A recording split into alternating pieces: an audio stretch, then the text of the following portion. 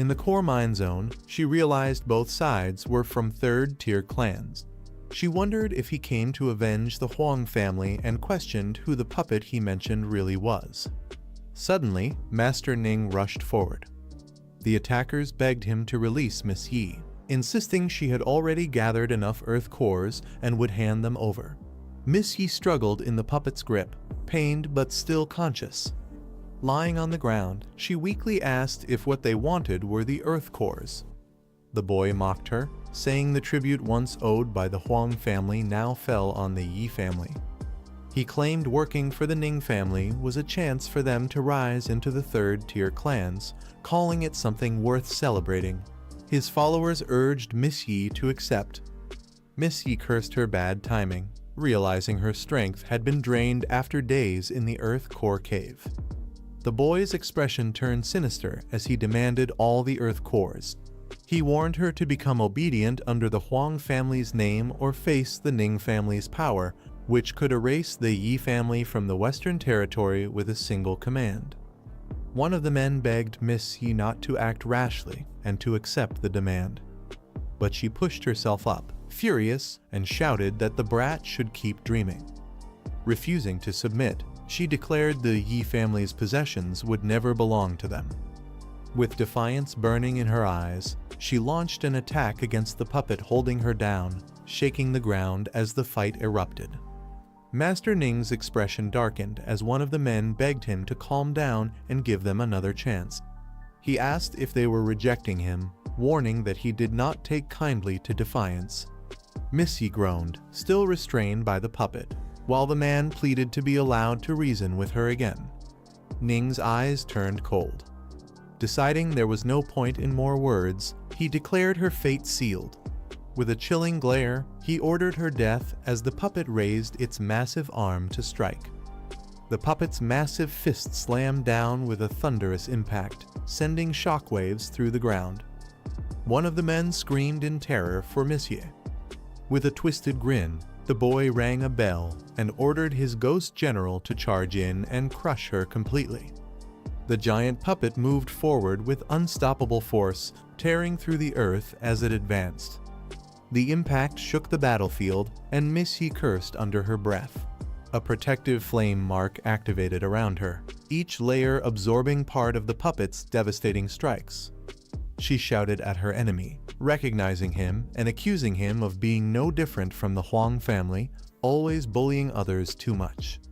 Layer after layer of her flame mark shattered under the relentless assault, leaving her defenses dwindling. The boy only laughed, ringing his bell with a cruel grin. He mocked her nobility and declared he had been far too lenient with her. The boy sneered, finding Miss Yi's resistance amusing, and ordered the ghost general to toy with her further.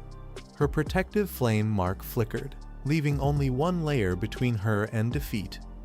With a chilling tone, he commanded the puppet to break her legs first.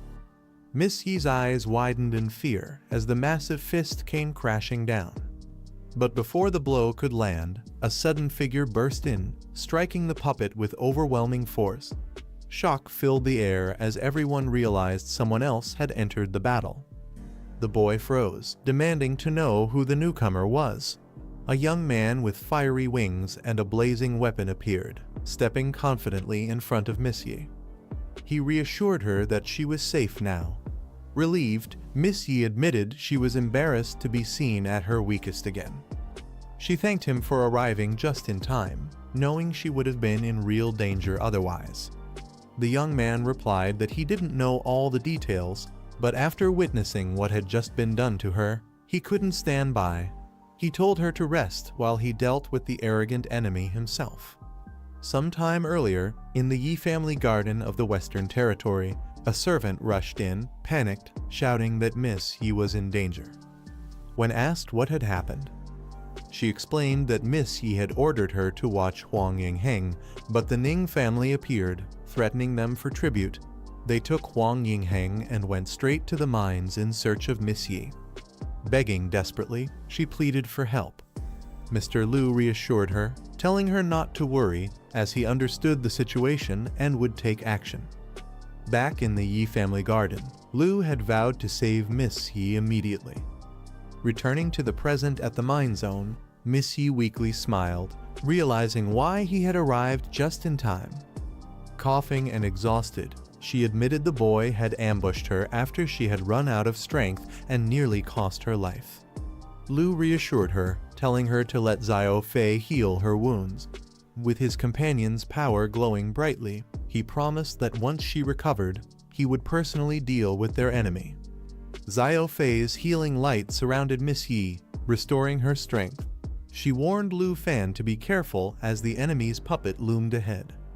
The boy smirked, pointing out that the massive figure was his puppet, no different from the fallen corpse puppet Lu Fan had defeated before. He accused Lu Fan of ambushing him and injuring his puppet, warning that he clearly didn't understand the consequences of provoking him. Realizing who stood before him, the boy sneered, calling Lu Fan the Dragon Tamer. With a twisted grin, he prepared to retaliate. Lu Fan's aura surged as dragon energy burst forth. His power flared, revealing the black dragon Roman II form, shaking the battlefield. Lu Fan's aura flared like a blazing inferno, his weapon engulfed in dragon flames. His eyes locked on the enemy with unshakable resolve. He growled with intensity, questioning if the boy truly understood what would happen when someone dared to hurt her. The battlefield trembled under the force of his fury, signaling that the real fight was about to begin. Lu Fan's aura flared like a blazing inferno, his weapon engulfed in dragon flames. His eyes locked on the enemy with unshakable resolve. He growled with intensity, questioning if the boy truly understood what would happen when someone dared to hurt her. The battlefield trembled under the force of his fury, signaling that the real fight was about to begin. The puppet's strike suddenly halted as a golden dragon claw burst forth, gripping it tightly. Shock spread across the enemy's face as Lu Fan's body glowed with overwhelming power. With Xiao Fei's possession, Lu Fan transformed into the Golden Dragon King, his form radiating immense strength and majesty. The battlefield shook under his new presence. The boy's eyes widened in disbelief. He muttered in shock, realizing this wasn't how a dragon tamer was supposed to fight. Seeing Lu Fan embody the dragon itself shattered his expectations. Lu Fan roared with power, declaring that the puppet's end had come. Xiao Fei let out a fierce cry as her power surged, fusing with Lu Fan's transformation. Together they unleashed Emerald Dragon Form Roman II, activating the Radiant Soul Light. A massive golden dragon wrapped in emerald energy roared forward, its presence overwhelming. The Soul Sanctuary buff spread, boosting allies' strength and resilience while shielding them with layers of energy.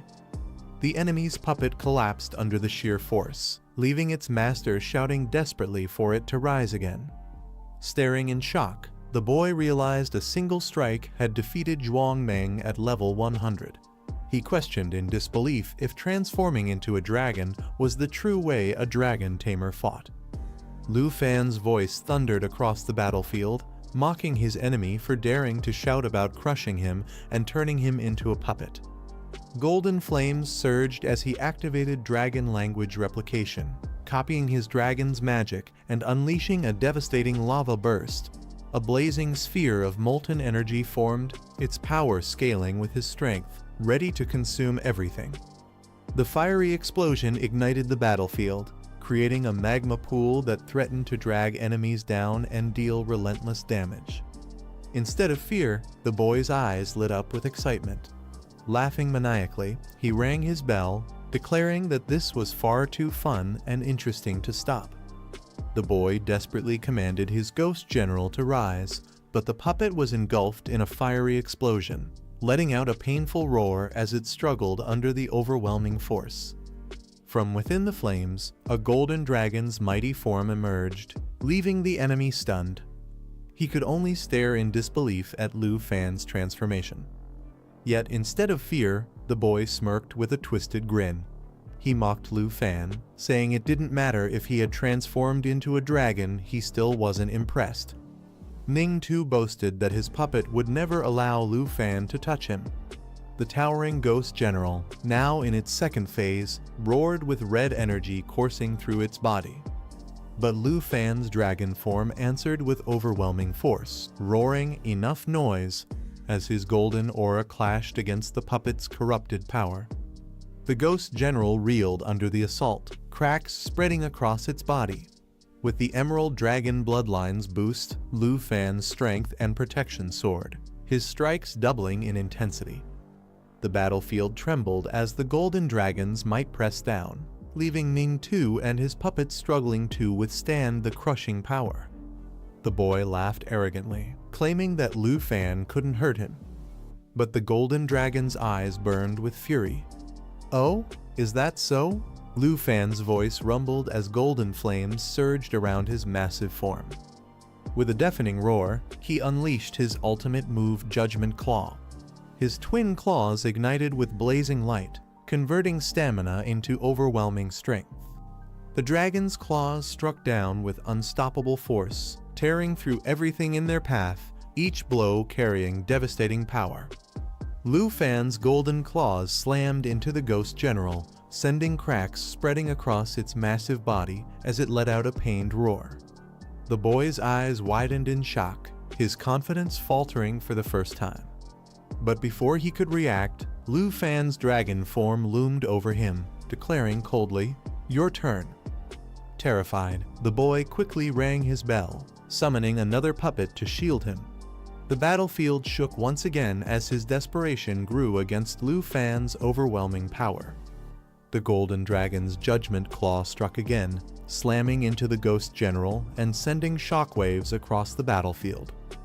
Cracks spread deeper into its massive body, yet the puppet still clung to life. The boy only laughed hysterically, mocking Lu Fan as he claimed it was hilarious watching him struggle without being able to finish the fight.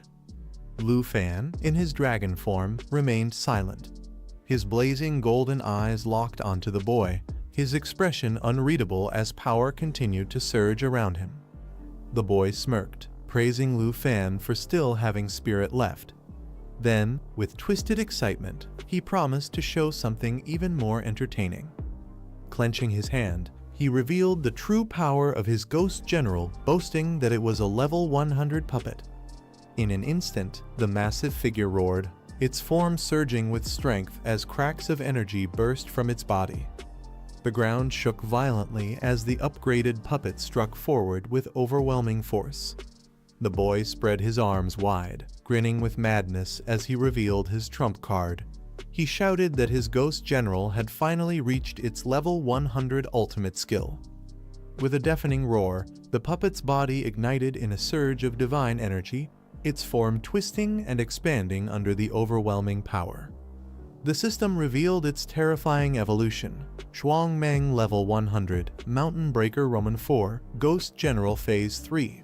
It now possessed the mountain god's might, its strength and stamina increased by an incredible 300%. The battlefield trembled under its monstrous aura as the boy laughed in triumph. At the core mine zone, the boy's laughter echoed as he flaunted his ghost general's new power. With the mountain god's buff tripling its stats, he claimed this was strength even level 100 elites would fear. Not stopping there, he revealed another of his ultimate techniques. Golden nails pierced into the ghost general, each one amplifying its attack power to terrifying heights. The boy roared for his puppet to unleash its full strength. The massive figure trembled with destructive energy, its aura surging as the ground split beneath it. From atop his puppet, the boy taunted Lu Fan, boasting that he now faced an opponent whose power had been multiplied tenfold, calling it an honor. The golden dragon's eyes narrowed in silence, facing the overwhelming might of the ghost general. The boy, drunk on power, mocked him, boasting that with 10 times the stats, he could defeat even 3 level 100 elites at once. He sneered that being a dragon changed nothing, declaring that Lu Fan still had no chance of victory. Standing tall beside his empowered puppet, he laughed arrogantly and asked if Lu Fan was ready to surrender. The massive ghost general loomed menacingly, radiating flames of destructive power, yet Lu Fan remained calm, unfazed by the taunt. Lu Fan looked at the empowered puppet and mocked its strength, calling it a shame. The boy frowned in confusion, demanding what he meant. Calmly, Lu Fan explained that even if the puppet's power were multiplied 100 times, it would still be nothing but garbage. His aura surged, confidence radiating from him. Inwardly, he analyzed the situation. Zhuang Meng had nothing but brute force, while Ning Tu only provided control. Seeing through their limits, Lu Fan smirked and declared that they would soon become part of his puppet army. The silver-haired boy sneered, calling Lu Fan arrogant, and waited to see what kind of dragon he would summon. With calm confidence, Lu Fan called out, and a small green dragon spirit, Jai, appeared at his side. Its energy pulsed brightly, catching everyone's attention. The Ghost General reacted immediately, its massive form sensing the dragon's aura as Jai bravely cried out in defiance. Lu Fan smirked, his voice steady as he laughed, while Jai's power surged forward, wrapping around him like a shield of emerald light. The silver-haired boy burst into mocking laughter, ridiculing Lu Fan for summoning what he called a snot-dripping worm and questioning if that was his so-called mighty dragon. Unfazed, Lu Fan gently picked up Xiao Jai, reminding him of the powerful enemies he had already defeated, from the 10,000 Venom Devil King to the Dragon-Devouring Dragon King. He asked if Xiao Jai was really afraid of a mere brute and his master. Xiao Jai's eyes lit up with determination as he cried out, declaring he wasn't scared and that he would fight. Lu Fan encouraged Xiao Jai, telling him to show everyone his strength. Xiao Jai's determined cry rang out, but the silver-haired boy scoffed, mocking the idea that such a small creature could ever defeat his level 100 puppet.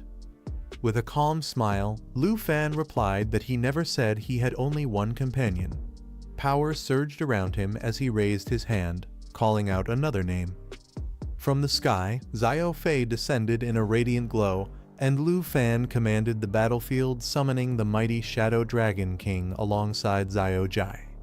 The Shadow Dragon King emerged with a powerful roar, its dark aura overwhelming the battlefield. The sheer presence of the beast left everyone stunned, especially the silver-haired boy. His expression hardened as he realized the dragon carried pure killing intent. He thought quickly, questioning what kind of skills such a terrifying dragon might possess. Deciding he couldn't afford to wait, he immediately activated one of his strongest defenses. A golden bell appeared above him, radiating a solid protective barrier. The shield not only reduced incoming damage, but also reflected any attacks that dared to touch it. The silver-haired boy ordered his Ghost General to tear the enemy apart. The massive puppet charged forward with terrifying force, shaking the ground with every step. Its colossal fist came crashing down toward the black-haired fighter. Yet, the young man stood calm and unshaken, facing the attack head-on. Just as the Ghost General struck, a toxic aura began to spread across the battlefield. The puppet's body released a sinister green glow poison dragon, I-form switch, underworld swamp. The ground transformed into a poisonous swamp, radiating deadly energy that spread quickly. This ability, known as the Surging Poison Sea, created an underworld swamp that continuously dealt poison-based damage to all enemies caught within. To make matters worse, the poison stacked at double the normal rate, threatening to overwhelm anyone trapped inside. The silver-haired boy was stunned as he realized his puppet had been poisoned. He quickly tried to cleanse it, activating powerful skills like Clarity and Calm and Purifying Rain, channeling sacred light to dispel negative effects. But no matter how much he tried, the poison wouldn't disappear. Desperation filled his voice as he shouted in disbelief, wondering how the corruption could resist purification. His puppet continued to suffer, green poison marks spreading deeper with every moment. Calm and confident, the black-haired fighter simply smiled. He told his opponent to save his breath. This poison wasn't something that could be removed. Frustrated, the silver-haired boy rang his bell with urgency, commanding his puppet to retreat. He shouted for it to get out immediately, desperate to save it from the spreading poison. But the ghost general roared in defiance, its massive body trembling as the poison coursed through its veins. Despite the boy's command, the puppet's body cracked under the overwhelming corruption, its strength on the verge of collapse. The battlefield shook as the ghost general struggled, showing signs that it could no longer resist the poison's deadly grip. The black-haired fighter unleashed a devastating assault. Using Shadow Strike, he teleported behind the ghost general and pierced its weak point, dealing immense damage. Immediately after, Shadow Invasion triggered, striking again with a follow-up attack. Not giving the enemy a chance to recover, he roared out his ultimate move, Dragon Annihilation. His arms transformed into dragon claws as he delivered a relentless flurry of 6 strikes, each one synced with the power of his dragon pets. The ghost general was torn apart under the combined force, leaving the silver-haired boy in shock. Trembling, he rang his bell again, unable to accept the defeat. His voice cracked in disbelief as he admitted that the ghost general had been his strongest puppet, yet it was destroyed so easily. The only thought echoing in his mind was clear: his opponent wasn't human, but a monster. The silver-haired boy, realizing he was at a disadvantage, ordered his ghost shadow to retreat. Riding atop the masked puppet, he tried to escape, vowing to settle the score with the dragon tamer another time. But his opponent wasn't about to let him go so easily. With Xiao Jai and the Shadow Dragon King at his side, he declared that a puppet master like him would make perfect material for top-grade puppets. As the boy fled at full speed, the dragon tamer launched into pursuit, his dragons soaring behind him. He closed in rapidly, warning that there would be no escape this time. The white-haired boy gritted his teeth, annoyed that his pursuer just wouldn't let him go. He tightened his grip on his weapon, refusing to back down. The enemy quickly barked an order, summoning the ghost guard to block his path. The clash was immediate. The ghost guard's flaming blades struck down in rapid succession, forcing the boy to parry each attack with sharp precision. Sparks burst in every direction as steel and fire collided again and again. But while the boy fought defensively, another figure stood with complete confidence. The red-haired man, flames burning along his weapon, looked at the battle with a smirk. He mocked the attempt, saying that if this was all his enemy could muster, then it wouldn't be nearly enough. Without hesitation, he advanced. Fire swirled around his arm as he channeled his power into a devastating technique. In the next instant, his aura expanded, fusing with the energy of his dragon pet. Together, they unleashed a strike called Cut the Sky, a coordinated double blow wrapped in dragon aura. The force of the combined attack tore through the Ghost Guard's defenses in a brilliant explosion of light and shadow, shaking the battlefield. The black-haired fighter smirked confidently, declaring that no one could stop him. As his aura surged, the system activated a powerful ability, Soul Shock. Dragon aura gathered in layers, each one stacking higher as his energy built up. A blinding green light spread across the battlefield as the skill charged. His dragon, Xiao Fei, roared in sync with him. Without hesitation, he gave the command for complete elimination. The dragon responded instantly, releasing waves of destructive energy that shattered everything in its path. The system reported the progress 8 layers had already formed, and the aura was still building. The brilliance of the attack overwhelmed the battlefield, making escape nearly impossible for anyone caught in its range. Meanwhile, the white-haired boy watched in frustration as his summon guard collapsed under the force of the attack. He cursed its weakness, furious that it hadn't lasted even a second against such overwhelming power. The white-haired boy was caught off guard as a dark shadow suddenly appeared behind him. The system revealed the skill Shadow Strike, a stealth ability that teleports to the enemy's weak point and delivers a devastating blow. Before he could react, the attack pierced through him with crushing force. The onslaught didn't end there. Another system prompt triggered Shadow Invasion. After the first strike, an additional attack followed, delivering even more damage. The boy's body trembled as he realized he had no chance to resist. Wounded and desperate, he collapsed to the ground. With blood on his face, he stretched out his hand, begging for mercy. His voice shook as he pleaded to be saved, admitting that he didn't want to die. Standing tall before him, the black-haired man remained silent, his dragon looming menacingly behind him. His cold gaze made it clear who held the power now, while the boy's desperate cries echoed hopelessly in the dust-filled air. The black-haired man clicked his tongue, mocking his opponent's pitiful state. He remarked how much more entertaining the boy had been back when he was arrogant and full of pride. Now, watching him crawl and beg was nothing but pathetic. The white-haired boy, bloodied and desperate, pleaded for his life.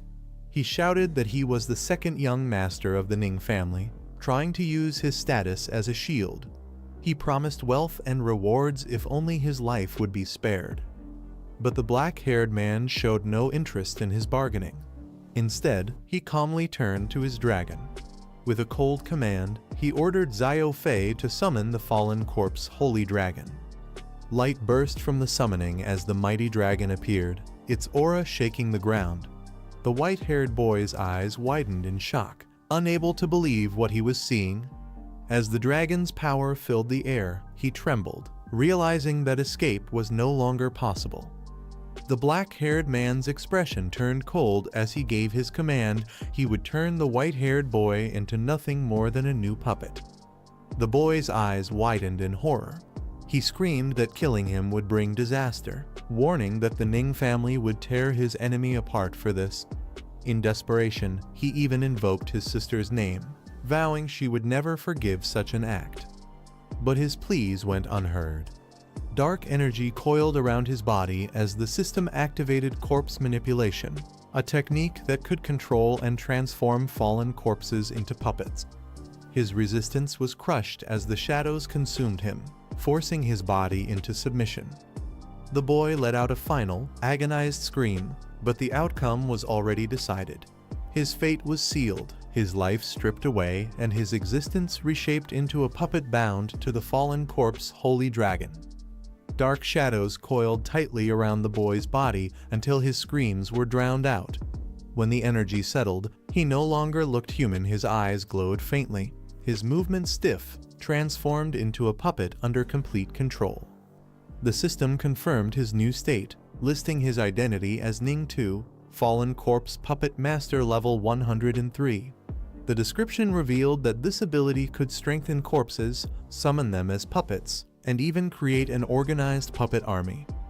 The black-haired man studied the information carefully.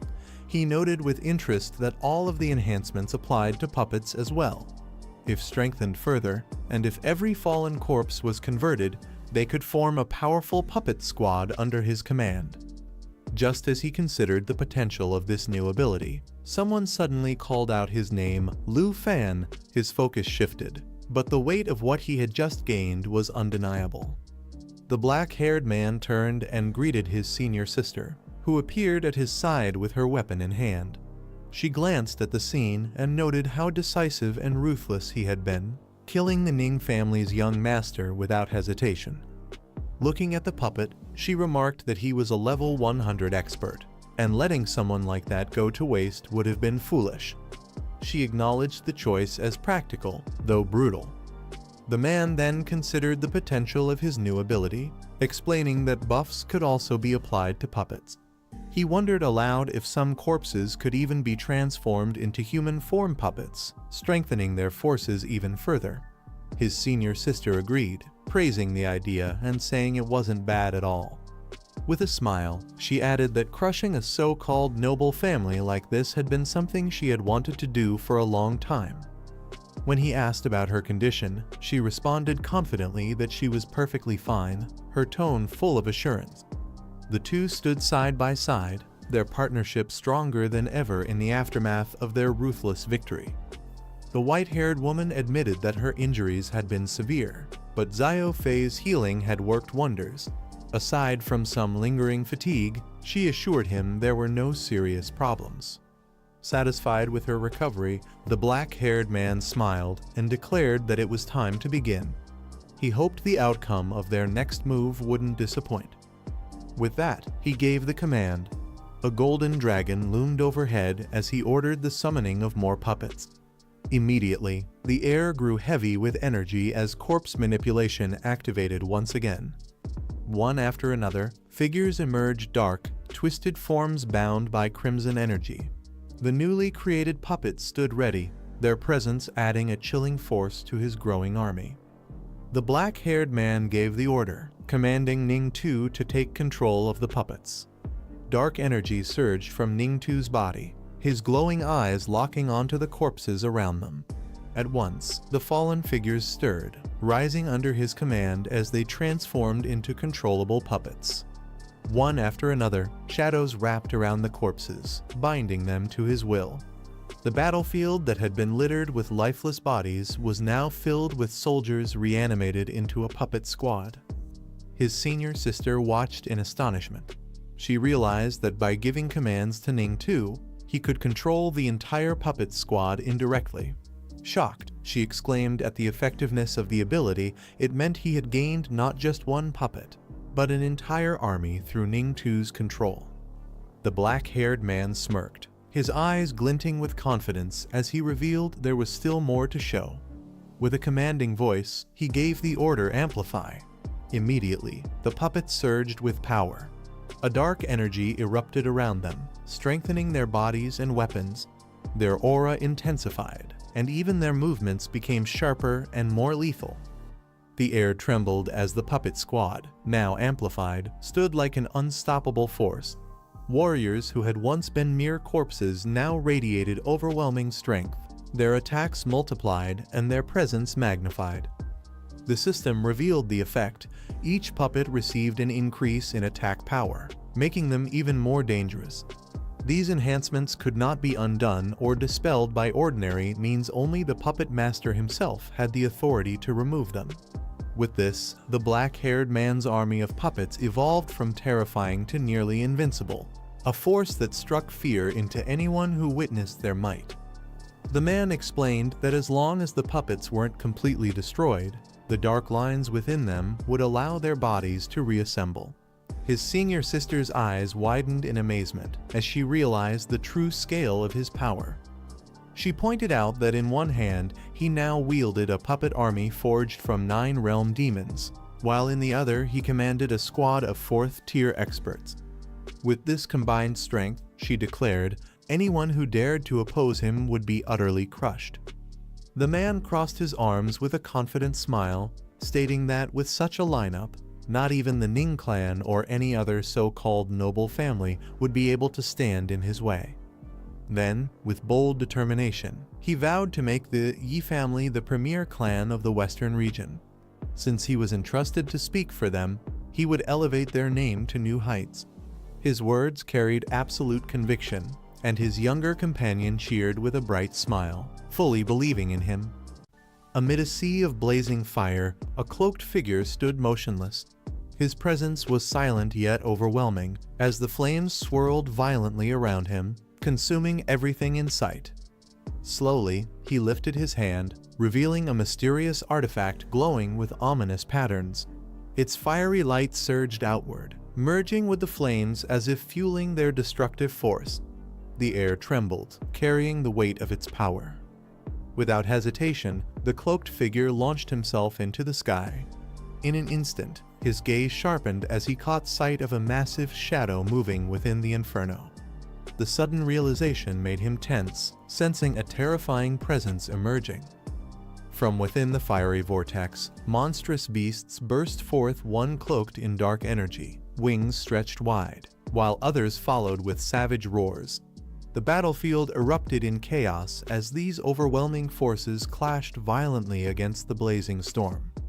The cloaked man attempted to teleport away, but the young fighter surged forward with blazing speed, cutting him off before he could escape.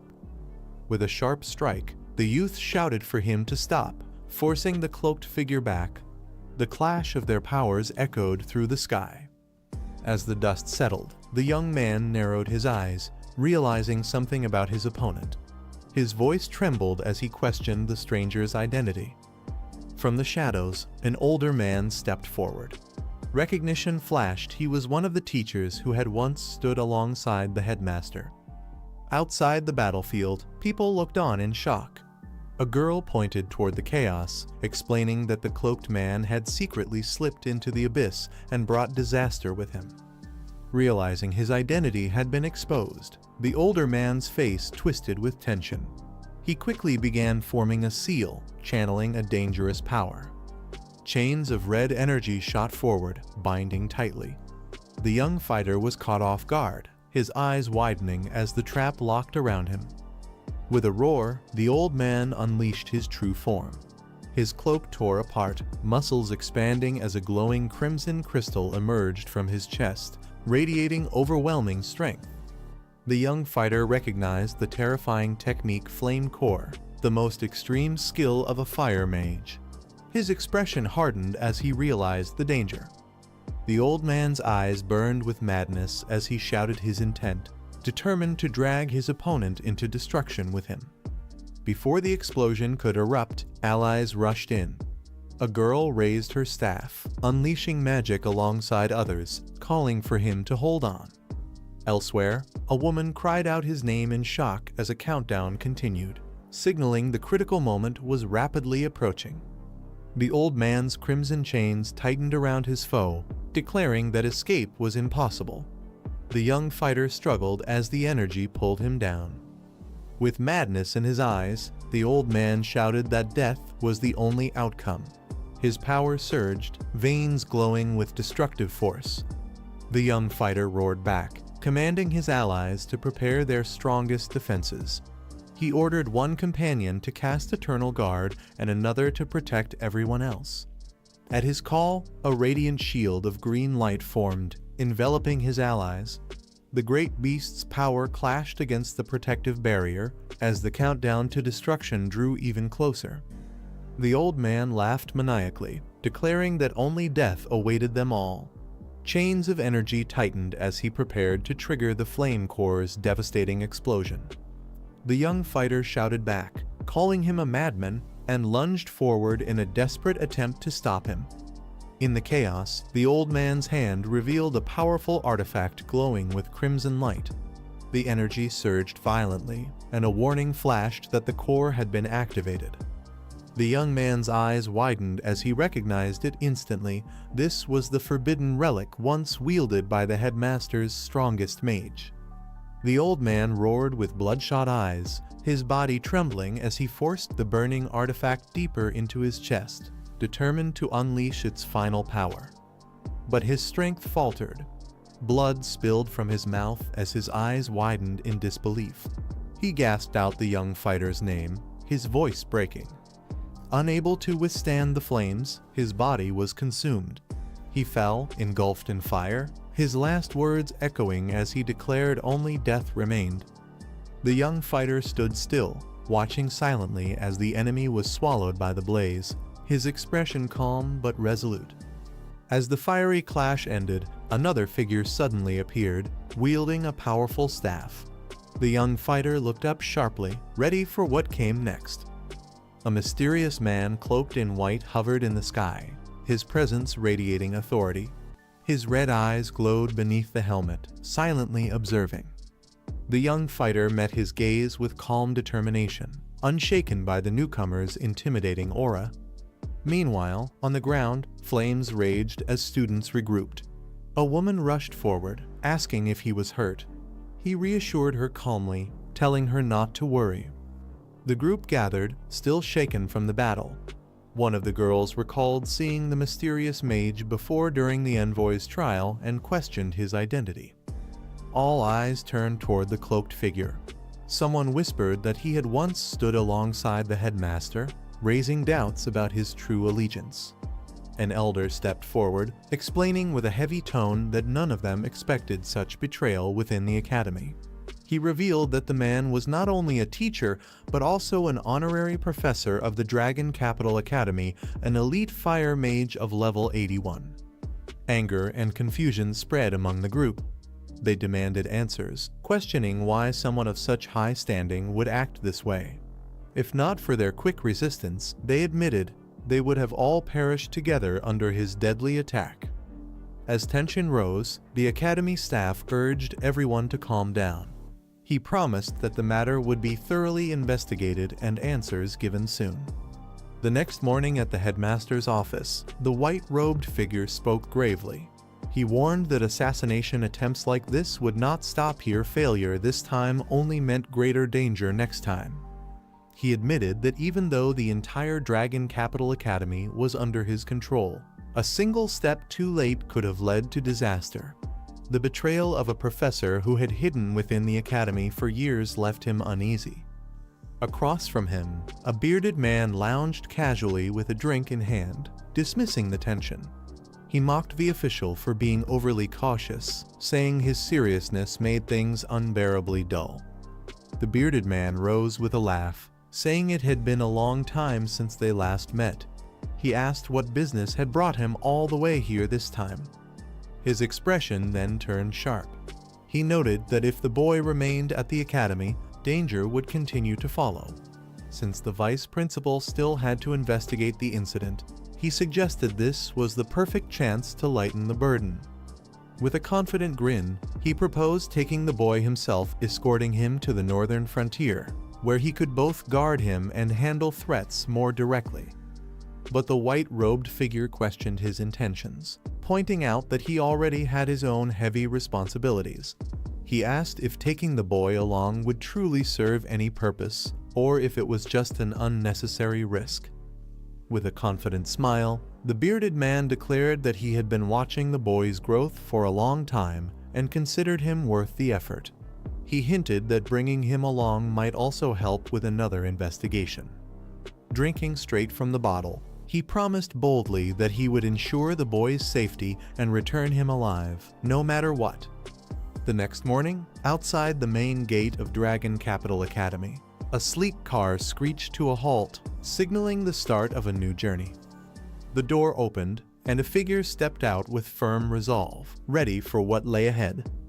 At the academy's entrance, a young girl ran forward joyfully, calling out to her brother who had finally arrived. She asked whether he valued her more, or his preparations for the trials. The older brother smiled and reassured her, saying of course his sister mattered most. He explained that he had been preparing for the upcoming national trials, but had still made time to see her. With innocent eyes, the girl asked if he would help her take revenge for the troubles she had faced. His smile turned sharp behind his glasses. He promised that anyone who dared to upset his beloved sister would be dealt with severely, vowing to teach them a harsh lesson. The red-haired man looks down with a cold expression, remarking that the other has grown defiant. He mocks that the once weak wings have now hardened, daring to challenge him directly. With flames sparking around his blade, he raises his sword and declares that perhaps it's time to remind them of their place. His tone sharpens as he vows to make them obedient once more. The orange-haired fighter grits their teeth, a pained cry escaping as the pressure of the attack forces them back. The weight of the strike leaves them struggling to endure. Just then, another man rushes in, his voice urgent as he begs Uncle Ning to restrain his fury, hoping to stop the clash before it goes too far. The red-haired man looks up in surprise as a flying beast descends, recognizing the figure riding it and calling out in shock. The man in sunglasses steps forward confidently, his presence commanding attention as he lands before them. He announces that he has come to take Shuanger to the Divine Ruin's secret realm, his tone calm yet firm. Shuanger's eyes narrow, her expression tense as she's reminded of the deep bond she shares with her father, leaving her momentarily silent. Standing beside his rare mechanical bird mount, the man in sunglasses questions the reason for the sudden conflict. The red-haired man responds coldly, saying that since the other is Shuanger's fiancée, he is not considered an outsider. He explains that the girl ignored the family's orders, acting recklessly because she believes Ning Tui is dead.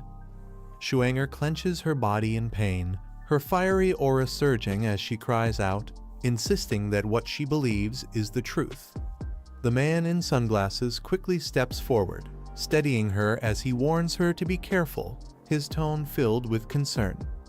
Shuenger bursts out with determination, demanding to be released as she declares she will go to the Huang estate to find him, no matter who tries to stop her. The man removes his glasses slowly, murmuring that now he understands what drives her actions. With a heavy tone, he admits that he already knew about Ning Tu's death, explaining he had planned to tell her only after she achieved her breakthrough. Shuenger's eyes widen in shock, her voice trembling as she demands to know if her brother truly died at the hands of the Huang family. He gently steadies her, urging her to calm down first. Holding Shuenger close, the man tells her that Ning Tu was indeed murdered, but it had nothing to do with the Huang family. Shuenger demands to know who was truly responsible. Adjusting his glasses, he reveals that their Luo family's intelligence network traced it back to the Yi family, led by the dragon tamer, Lu Fan. Shuenger is stunned, asking who that person is, while another man angrily interrupts, warning Luo not to spread baseless claims. Luo folds his arms and firmly explains that their intelligence is reliable, stating that this dragon tamer even aided the Yi family in defeating the Huang and Long clans. He adds that their investigation suggests he may command as many as 8 dragon pets. Luo narrows his gaze, revealing that the dragon tamer only needed 3 of his dragons to kill Ning Tu.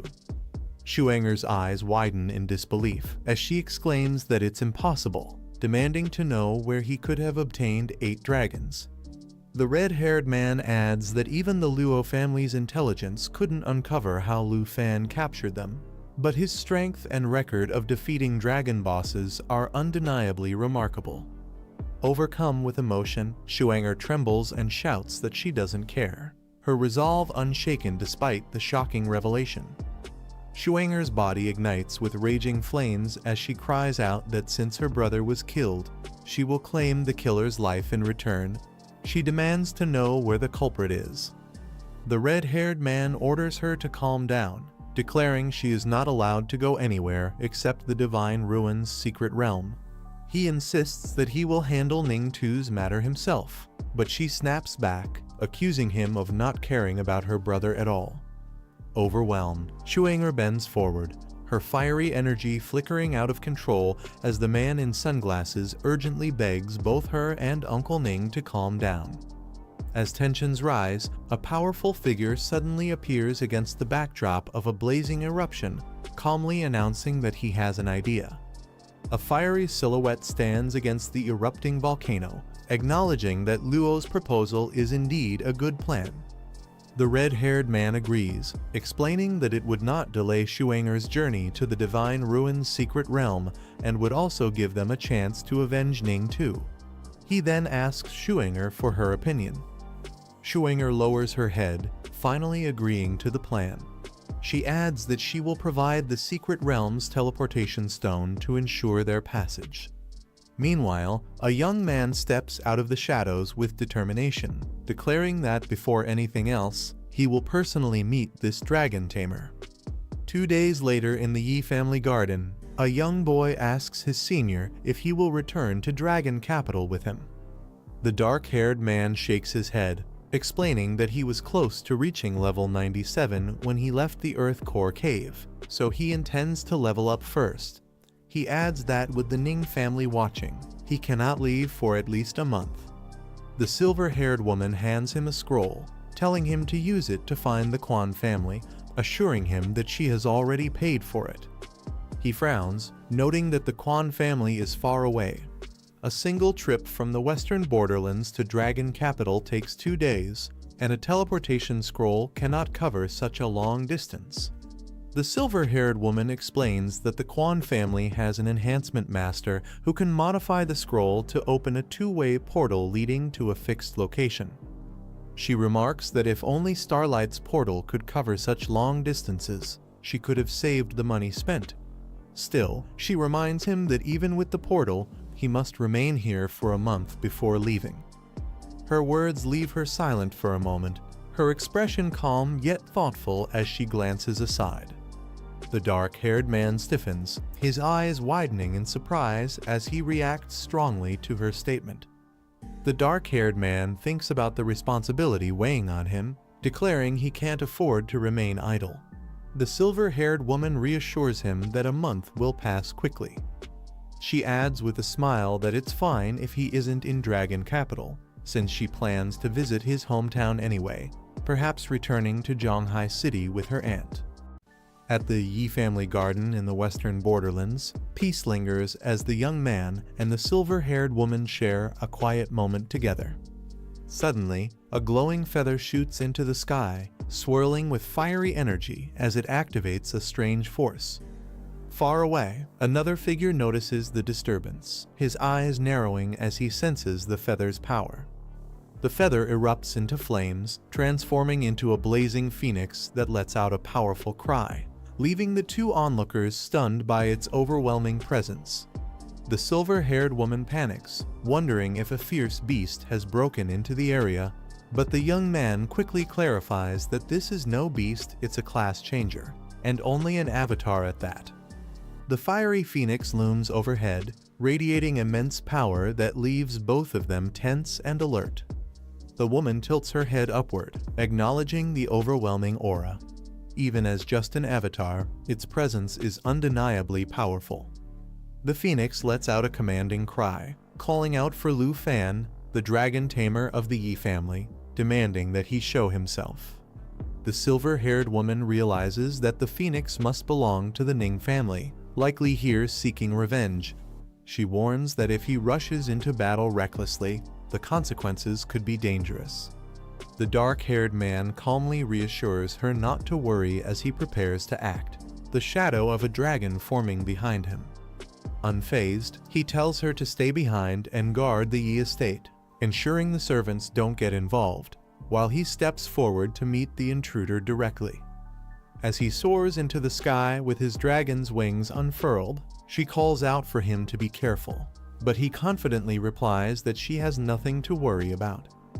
From within the blazing phoenix, a woman's voice calls out, confirming if he is Lu Fan. She introduces herself as Ning Shuang, eldest daughter of the Ning family, demanding to know if he was the one who killed her brother Ning too.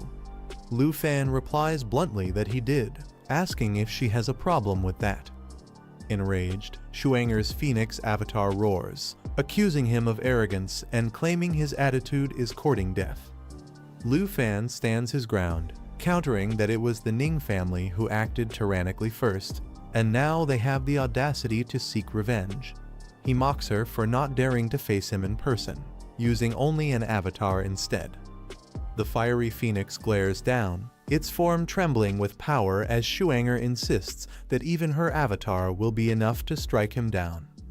Shuanger's phoenix avatar gathers an overwhelming power, declaring it strong enough to wipe out both Lu Fan and the entire Yi estate beneath him. The silver-haired woman trembles, realizing the danger. She thinks to herself that even this avatar's level is too high, and if Shuanger's real body were to appear, it would be catastrophic.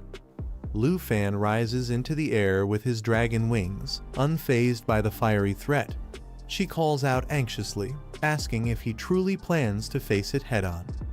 But Lu Fan only smirks, pointing out that she has been charging the same skill for far too long. With calm confidence, he declares that in his opinion, this avatar of hers is nothing he can't eliminate. Lu Fan summons one of his dragons, a towering green beast, declaring that he only needs a single strike to end this battle. The phoenix narrows its eyes, questioning if this is truly one of his 8 dragons. Remembering Luo Lixu's words, it dismisses the creature as merely a support type, mocking that such a beast is no match to avenge Ning Tu's life. Shuanger's phoenix avatar unleashes its strongest attack, roaring as flames ignite into the skill known as world-burning flames, a power capable of devastating everything in its path. Watching the overwhelming inferno, an ally cries out in alarm, calling Xiao Fei's name as the clash of ultimate powers begins. The green dragon lets out a thunderous roar as it charges forward, its power surging against the raging flames. The phoenix unleashes its devastating attack, but the dragon counters with Eternal Guardian, a barrier that absorbs and neutralizes all incoming damage. A radiant green shield expands, completely swallowing the inferno as the dragon stands firm, empowered by its resilience and self-regeneration abilities. Shuanger's phoenix avatar recoils in shock, stunned that its most powerful flames had been completely blocked. Lu Fan calmly raises his hand, signaling another move as the battlefield crackles with fiery energy. A dark, menacing figure bursts forth, his shadow dragon appearing right behind the phoenix avatar with glowing crimson eyes. The dragon unleashes Shadow Strike, teleporting behind the target and piercing its weak point with overwhelming force, leaving the phoenix stunned by the sudden assault. The phoenix reels in shock, exclaiming that the attack was far too fast, unable to react before the blow landed. Shuanger's phoenix glares at the shadow dragon, realizing it must be the very beast Luo Lixu spoke of, the one responsible for killing her brother. She admits Lu Fan truly lives up to his reputation as a legendary dragon tamer, but he coolly responds that she overestimated herself, thinking she could exact revenge with only an avatar. The phoenix growls, vowing that her revenge has only just begun. Though she will not kill him now, she promises his death is certain in the future. Lu Fan remains silent, his sharp gaze fixed upward, unshaken by her words as the fiery avatar begins to fade. As the fiery avatar begins to fade, Shuanger leaves behind a chilling vow, promising that next time she will come in person to settle things with Lu Fan. Lu Fan tightens his grip on a glowing stone, preparing himself for what lies ahead. He examines the Divine Ruins Secret Realm Teleportation Stone, a legendary grade item that allows entry into the dangerous realm, knowing it will soon open. Nearby, the fiery feather that once carried Shuanger's presence burns faintly, a reminder of the threat that still lingers. Shuanger's true body sits quietly amidst blazing magma, her expression unreadable as the flames swirl around her. She slowly rises, acknowledging that Lu Fan truly lives up to the title of Dragon Tamer, calling his strength impressive. The scene shifts to the fiery landscape of the western borderlands, where molten rivers and volcanic eruptions emphasize the intensity of her power. She remarks that Lu Fan has only summoned 2 of his 8 dragons, mocking that what he showed was merely 1/4 of his true strength. At her side lies the Earth Core, a legendary material brimming with terrifying flame energy. Shuanger clenches her fist, her body engulfed in swirling flames, vowing that she can't wait to kill Lu Fan inside the Divine Ruins Secret Realm. She lifts the Earth Core, its fiery energy pulsing violently in her grip as her aura intensifies. With burning determination, she crushes the core into pieces, flames erupting wildly around her as her killing intent sharpens. Her lips curl into a confident smile, eyes blazing with hatred as she warns him that he'd better show up because she will be waiting. Lu Fan studies the Divine Ruins Secret Realm Teleportation Stone in his hand, a legendary item said to open the path to the realm in 68 days. He narrows his eyes, wondering if Ning Shuang's words were a challenge for him to meet her there. The silver-haired woman approaches anxiously, asking if Ning Shuang plans to come after them, but Lu Fan calmly replies that she won't. She then questions him about the Divine Ruins Secret Realm itself. He explains that it's an ultra-rare secret opportunity that only appears once every 50 years, with teleportation stones obtainable only as rare drops from Western Borderlands monsters. Lu Fan holds up the glowing teleportation stone, remarking that it could easily be sold for a sky-high price, yet Ning Shuang used it as nothing more than a duel challenge. The silver-haired woman warns him not to accept. She explains that by the time the Divine Ruins Secret Realm opens, many powerful clans aiming for their 5th advancement will also be present, making it far too dangerous. Suddenly, a shadowy figure with a sinister smile appears behind Lu Fan, whispering that he must ignore her advice and go to the realm. Lu Fan stiffens, his eyes narrowing sharply as the command echoes in his mind, leaving him in deep thought. The demon girl's voice echoes, commanding him to enter the Divine Ruins Secret Realm and retrieve something called the spirit-quenching liquid. With a sly smile, she promises that once he reaches his third advancement, she will reveal the location of the legendary myriad armor dragon egg. He questions her sudden appearance, asking when she awoke and if she had witnessed everything. From within his pet space, another voice remarks that it feels comfortable there, and she'll likely recover fully in a month or two. Unfazed, he presses her with questions why she wants him to risk entering the Divine Ruin's secret realm and what purpose the mysterious spirit-quenching liquid truly serves. The demon girl explains that the Divine Ruin's secret realm was once the place where a legendary god fell, leaving behind countless treasures. Among them, the spirit-quenching liquid is the most valuable, capable of greatly boosting a person's attributes, sometimes even doubling them. Hearing this, he recalls the Fountain of Blessed Light, realizing that if it works as she says, combining both could skyrocket his stats. He thinks to himself that his attributes might rise through the roof. Amused, the demon girl smirks, noting that his expression already shows temptation. She warns that the spirit-quenching liquid won't be easy to obtain, but its worth is so great she is even willing to trade the location of a myriad armor dragon egg for it. Her tone turns sharp as she reveals why Ning Shuang had challenged him with an avatar. It wasn't just for honor. She intends to use the dangerous properties of the Divine Ruin's secret realm itself to kill him. The demon girl delivers a shocking truth inside the Divine Ruin's secret realm. Summoning beasts or weapons is forbidden. He realizes this means he'll be completely on his own if he accepts the duel. Startled, he thinks quickly, knowing his carefully prepared puppet team will be useless in such conditions. Facing Ning Shuang in that place would mean walking right into her trap.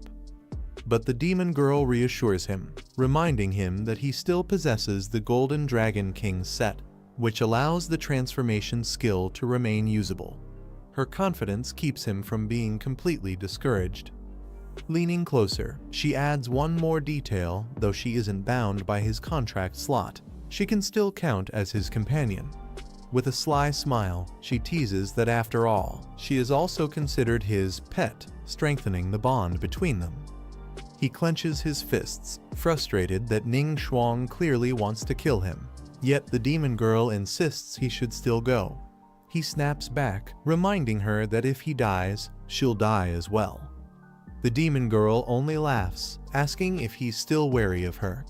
With a sly smile, she assures him that harming him would be impossible since their fates are tied together. Her tone softens, reminding him not to forget their deal bring her the spirit-quenching liquid. And after his third advancement, she'll guide him to the myriad armor dragon egg. She explains that the offspring of such a dragon would surpass any other, making him unmatched, even against Ning Shuang. But he frowns, caught in thought. If summoning is forbidden in the Divine Ruin's secret realm, then what use would obtaining the myriad armor dragon be? The contradiction leaves him unsettled. He narrows his eyes, questioning what the demon-devouring Dragon King is really planning. The thought lingers heavily in his mind. Snapping him out of his daze, the girl calls his name sharply and asks why he's spacing out. Startled, he quickly responds. She reminds him that if Ning Shuang isn't coming, they need to hurry or risk missing the final exam. He nods and agrees to move at once. As they walk forward, he thinks to himself that instead of overthinking, he should focus on leveling up quickly. Only then will he be prepared to obtain the spirit-quenching liquid and possibly claim the myriad armor dragon before the Divine Ruin's secret realm opens. He steels his resolve, thinking that if everything goes smoothly, he might finally have a chance to defeat Ning Shuang. The next day at noon, the scene shifts to Dragon Capital Academy, where the final exam is about to take place. Students gather in front of the academy building. Running through the crowd, he curses under his breath, realizing he was delayed by Ning Shuang and has completely missed the exam assembly. Nearby, students complain about the exam format being the same as the new student assessment battles. This time it's a 5v5 match, and one student grumbles about how hard it is to even find teammates. He considers the rules, noting that the final exam will be done in 5-person teams. With arena rankings as a reference, he thinks about who he can potentially team up with. As he enters, he nearly bumps into a teacher carrying a stack of books. She stumbles slightly, and he quickly steadies her. The teacher looks at him in surprise, asking why he's here since she thought he wouldn't return for the final exam. He apologizes respectfully, addressing her as Teacher Gu. Another teacher asks about Gu's health. She smiles, saying she has fully recovered thanks to their efforts in the Taegi Kingdom, though she admits she would have died in the line of duty otherwise. Embarrassed, she waves it off when reminded not to say such unlucky things. The teacher reminds him that since he has returned for the assessment, he must first form a 5-person team to qualify. A student introduces himself confidently, boasting about his level and asking to team up for the final exam. Without hesitation, he rejects the offer. Nearby, the same student tries to pester other girls into joining him, only to be harshly rejected and called out for his persistence. Amid the noise, someone notices him and shouts in surprise. Soon, more students turn their attention, recognizing that Lu Fan has finally returned. Calmly, he greets them. As he reunites with his classmates, they greet him warmly, teasing that they thought he wouldn't show up for the final exam. They point out their current levels and classes, clearly stronger than before. He apologizes, saying he wanted to surprise them by returning at the last moment. With him back, they realize they now have a complete 5-person team. One jokes that they can slack off and still pass easily, while he reacts wryly to being treated like a free pass. The teachers quietly step aside, leaving the group to their reunion. His classmates assure him they've grown stronger too, having trained and challenged dungeons while he was away. Their confidence shows, claiming they're no longer afraid of facing difficult opponents. Hearing this, he feels relieved, knowing they can now stand on their own. One of them quickly notices where his gaze is drifting and guesses he must be looking for 2 other familiar names, Jinju and Chen Tianjai. He remains silent, his expression unreadable, as the thought lingers. When asked about Jinju and Chen Tianjai, his classmate explains they've been missing since the group returned from the Taegi Kingdom. No one knows their current whereabouts. Hearing this, he clenches his resolve. Though he lets it go for now, he silently vows that one day he will personally deal with her. The group decides not to dwell on it. With the assessment only 3 days away, they suggest heading back to rest, reminding him he must be exhausted after rushing all the way here. As he walks with them, he reflects. Most of the students in his year are still in their 20s, with only a handful already in their 30s. Even without Jinju and Chen Tianjai, his team is strong enough to secure good results in the upcoming assessment. As the student gathering continues, the question arises if anyone else wants to join a team. A group steps forward, announcing they are only taking top 10 ranked members and still need 1 more. Their confident display immediately draws attention, and he recognizes 2 faces that seem oddly familiar. It's revealed to be the Fenion Pavilion group. After being silenced for spreading false rumors, they had stayed low for a long time. Now, to everyone's surprise, they were making a bold return. Seeing their reappearance, he and his companions remain calm. They decide not to be bothered, noting that this group is not a threat they need to concern themselves with for the upcoming assessment. Just as the Fenion Pavilion group announced they were looking for a final member, a loud voice suddenly broke the silence. A determined student stepped forward, shouting that he would join their team, his expression full of eagerness and resolve. The sound of armored footsteps echoed as a tall warrior stepped forward, his presence heavy and commanding. He glanced at the group with sharp eyes and questioned if they had the strength to claim first place. Resting his massive weapon on his shoulder, he added that he would only consider joining them if they could truly reach that level. His tone carried confidence, as if victory was the only condition worth his time. He continued firmly, saying he had no interest in teaming with the weak. What he wanted above all else was the top position in the upcoming assessment. His words left a heavy silence between them. One of the men, calm but direct, reminded him that an invitation to join the Fengyan Pavilion had already been offered in the past, yet he had turned it down without hesitation.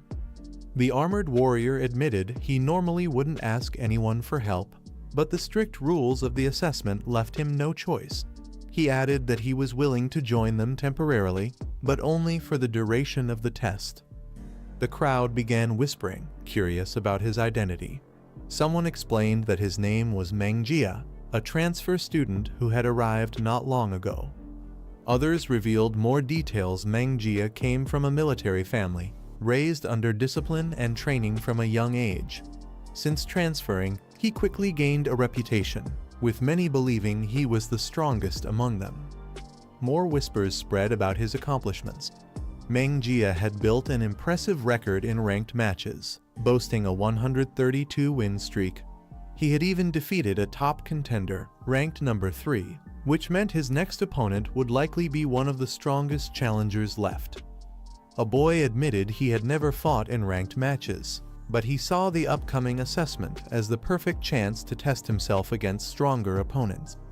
The others whispered that for him to replace Zhang Fengyan's rank, he must truly be the real deal.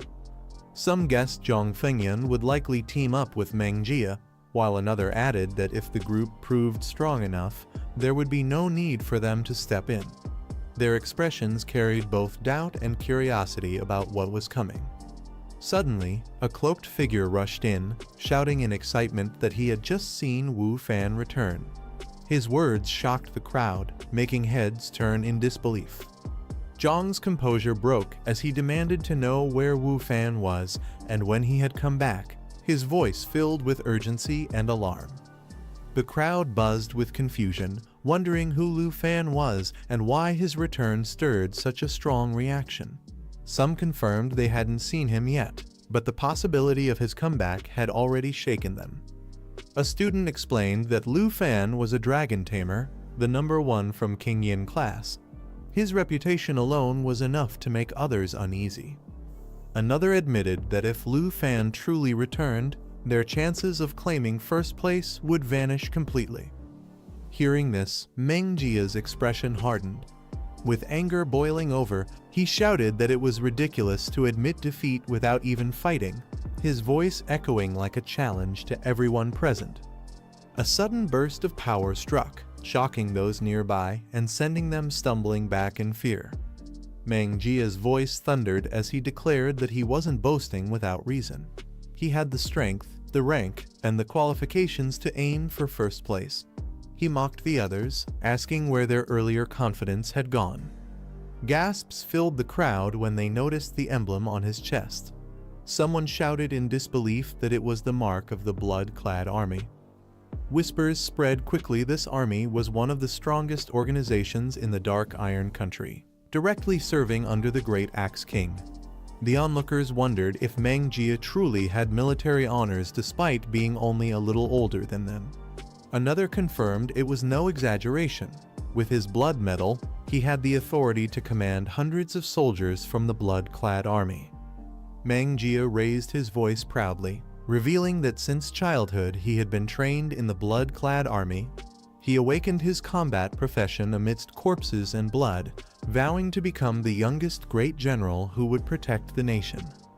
Gasps rippled through the crowd as they realized he truly was part of the blood-clad army. Some could hardly believe it. He had spent his student years not in classrooms, but on the battlefield, fighting and killing to survive. Mangjia then explained why he demanded first place in every assessment. His goal was to graduate early so he could return to the blood-clad army with honor. With a commanding gesture, he asked directly if the others had the confidence to defeat Lu Fan. The tension thickened as a hesitant reply came. Faced with Mangjia's overwhelming aura, one of them struggled to respond, their voice faltering as they admitted their uncertainty. One of the onlookers thought to himself that if Mangjia, a warrior hardened by life and death battles, chose to join them, then perhaps the Fengyan Pavilion would finally have a real chance at redemption. The tension broke as hands were clasped firmly, sealing an alliance. Mangjia was welcomed into the team with respect. His confident reply carried pride, showing he was more than ready to take the lead. The crowd erupted in cheers, amazed by his overwhelming presence. They whispered that they were about to witness the rise of a new number one, while one voice hesitated, realizing something important might still be missing. As the crowd celebrated, one cautious voice reminded Boss Zhong that it might be too early. After all, Lu Fan was no ordinary opponent. He was a dragon tamer who had even participated in the national trials. Zhong dismissed the concern coldly, saying it didn't matter. He claimed Mangjia's achievements alone were enough to overshadow Lu Fan and even make him feel ashamed of his own record. Mangjia acknowledged the mention of the national trials but brushed it aside. He stated that while Lu Fan might have dragon pets, true strength came from real experience. With a confident smirk, Mangjia declared that Lu Fan had never faced the chaos of the front lines. He admitted he was eager to see just how strong Lu Fan truly was.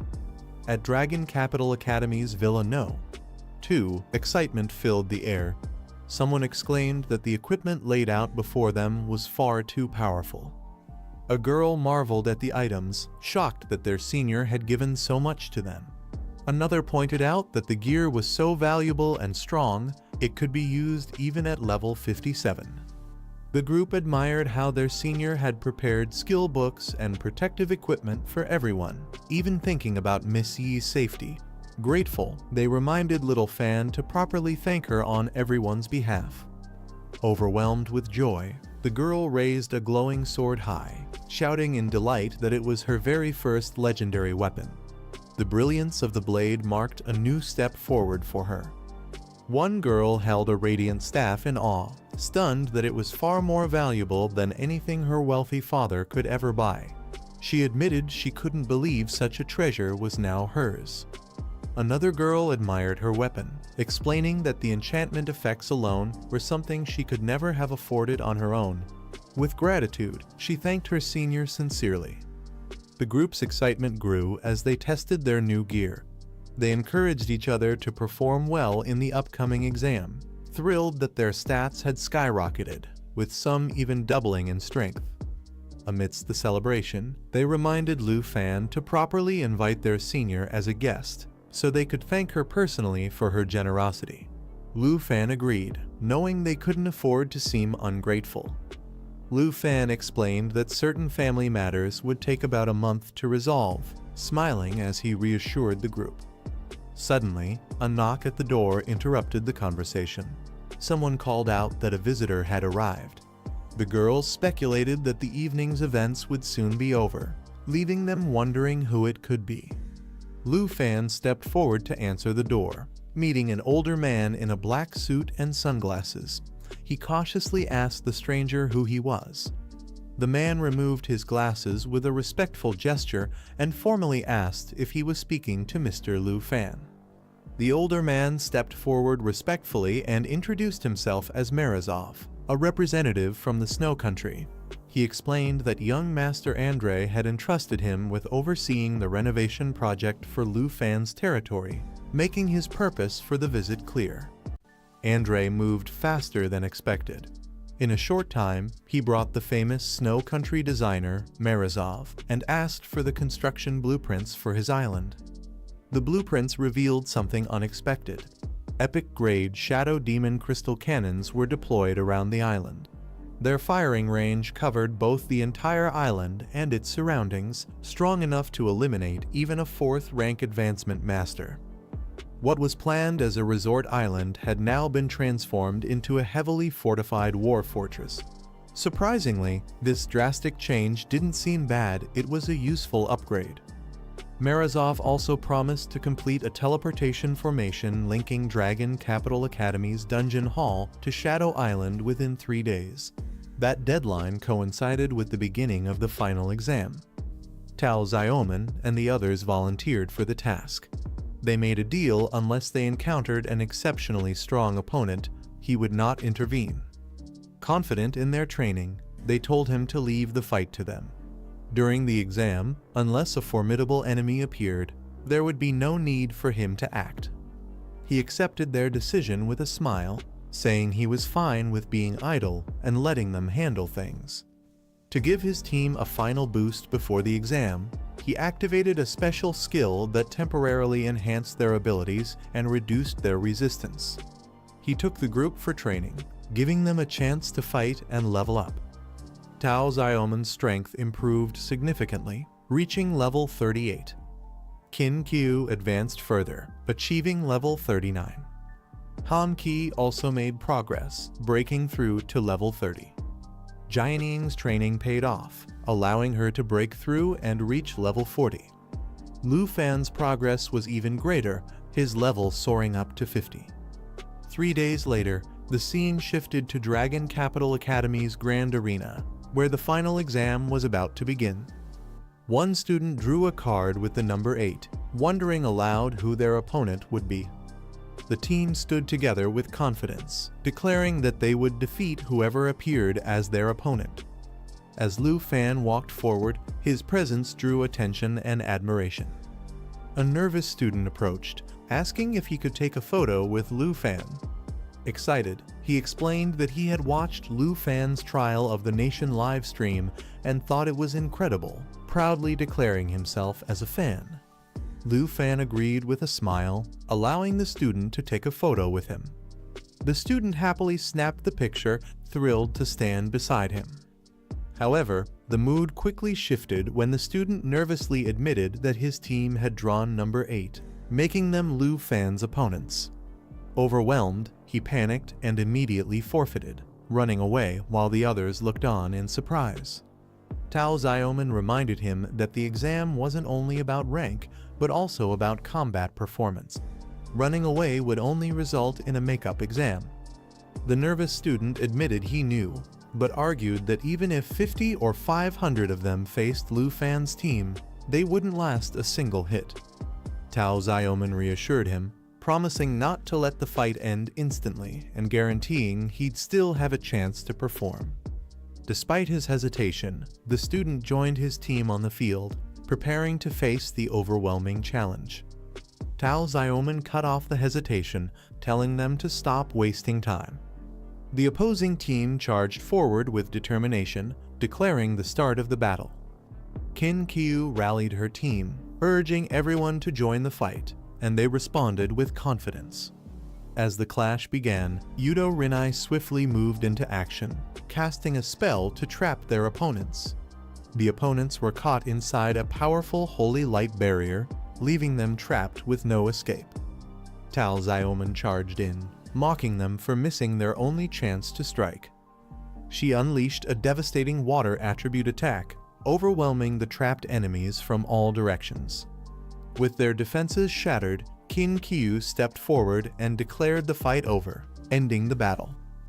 With dazzling magic, Yudo Rinai unleashed a holy light ability that devastated all enemies within range. Spectators were left stunned, unable to understand what had just happened. Some complained they had only looked away for a second, yet the battle was already over. The crowd marveled at the instant victory, shocked that 2 girls on Lu Fan's team could overpower so many opponents so easily. Lu Fan admitted he hadn't expected everyone to become so strong, while others credited Jianing's guidance. Jianing humbly responded that the credit belonged to the whole team, the result of their persistent training. Elsewhere, a group of students eagerly suggested forming a permanent team, showing their excitement. They admired Brother Meng's strength, declaring him their role model and vowing to follow in his footsteps after graduation. Brother Meng told his followers that if they could defeat Lu Fan in the finals, he would personally recommend them for the blood-clad army. Others praised Lu Fan's team, amazed that the 2 girls had managed a clean 1 on 5 sweep. Some even joked that Lu Fan could win the competition without lifting a finger. On the battlefield, Tao Xiaoman and Qin Qiu unleashed another powerful combined attack, drawing admiration from the crowd. Brother Meng's expression hardened as he watched, realizing just how formidable Lu Fan's team truly was. Lu Fan stood calmly, drawing the attention of his rival. Brother Meng scoffed, calling Lu Fan's success nothing but luck, claiming he only rose in fame because of his dragon. He clenched his fist, declaring that a true expert was forged through countless battles, in a mountain of corpses and a sea of blood. With determination burning in his eyes, Brother Meng vowed to personally tear away the glory surrounding Lu Fan. The stadium was alive with thunderous cheers as the crowd surged with excitement, waving their fists and shouting over one another.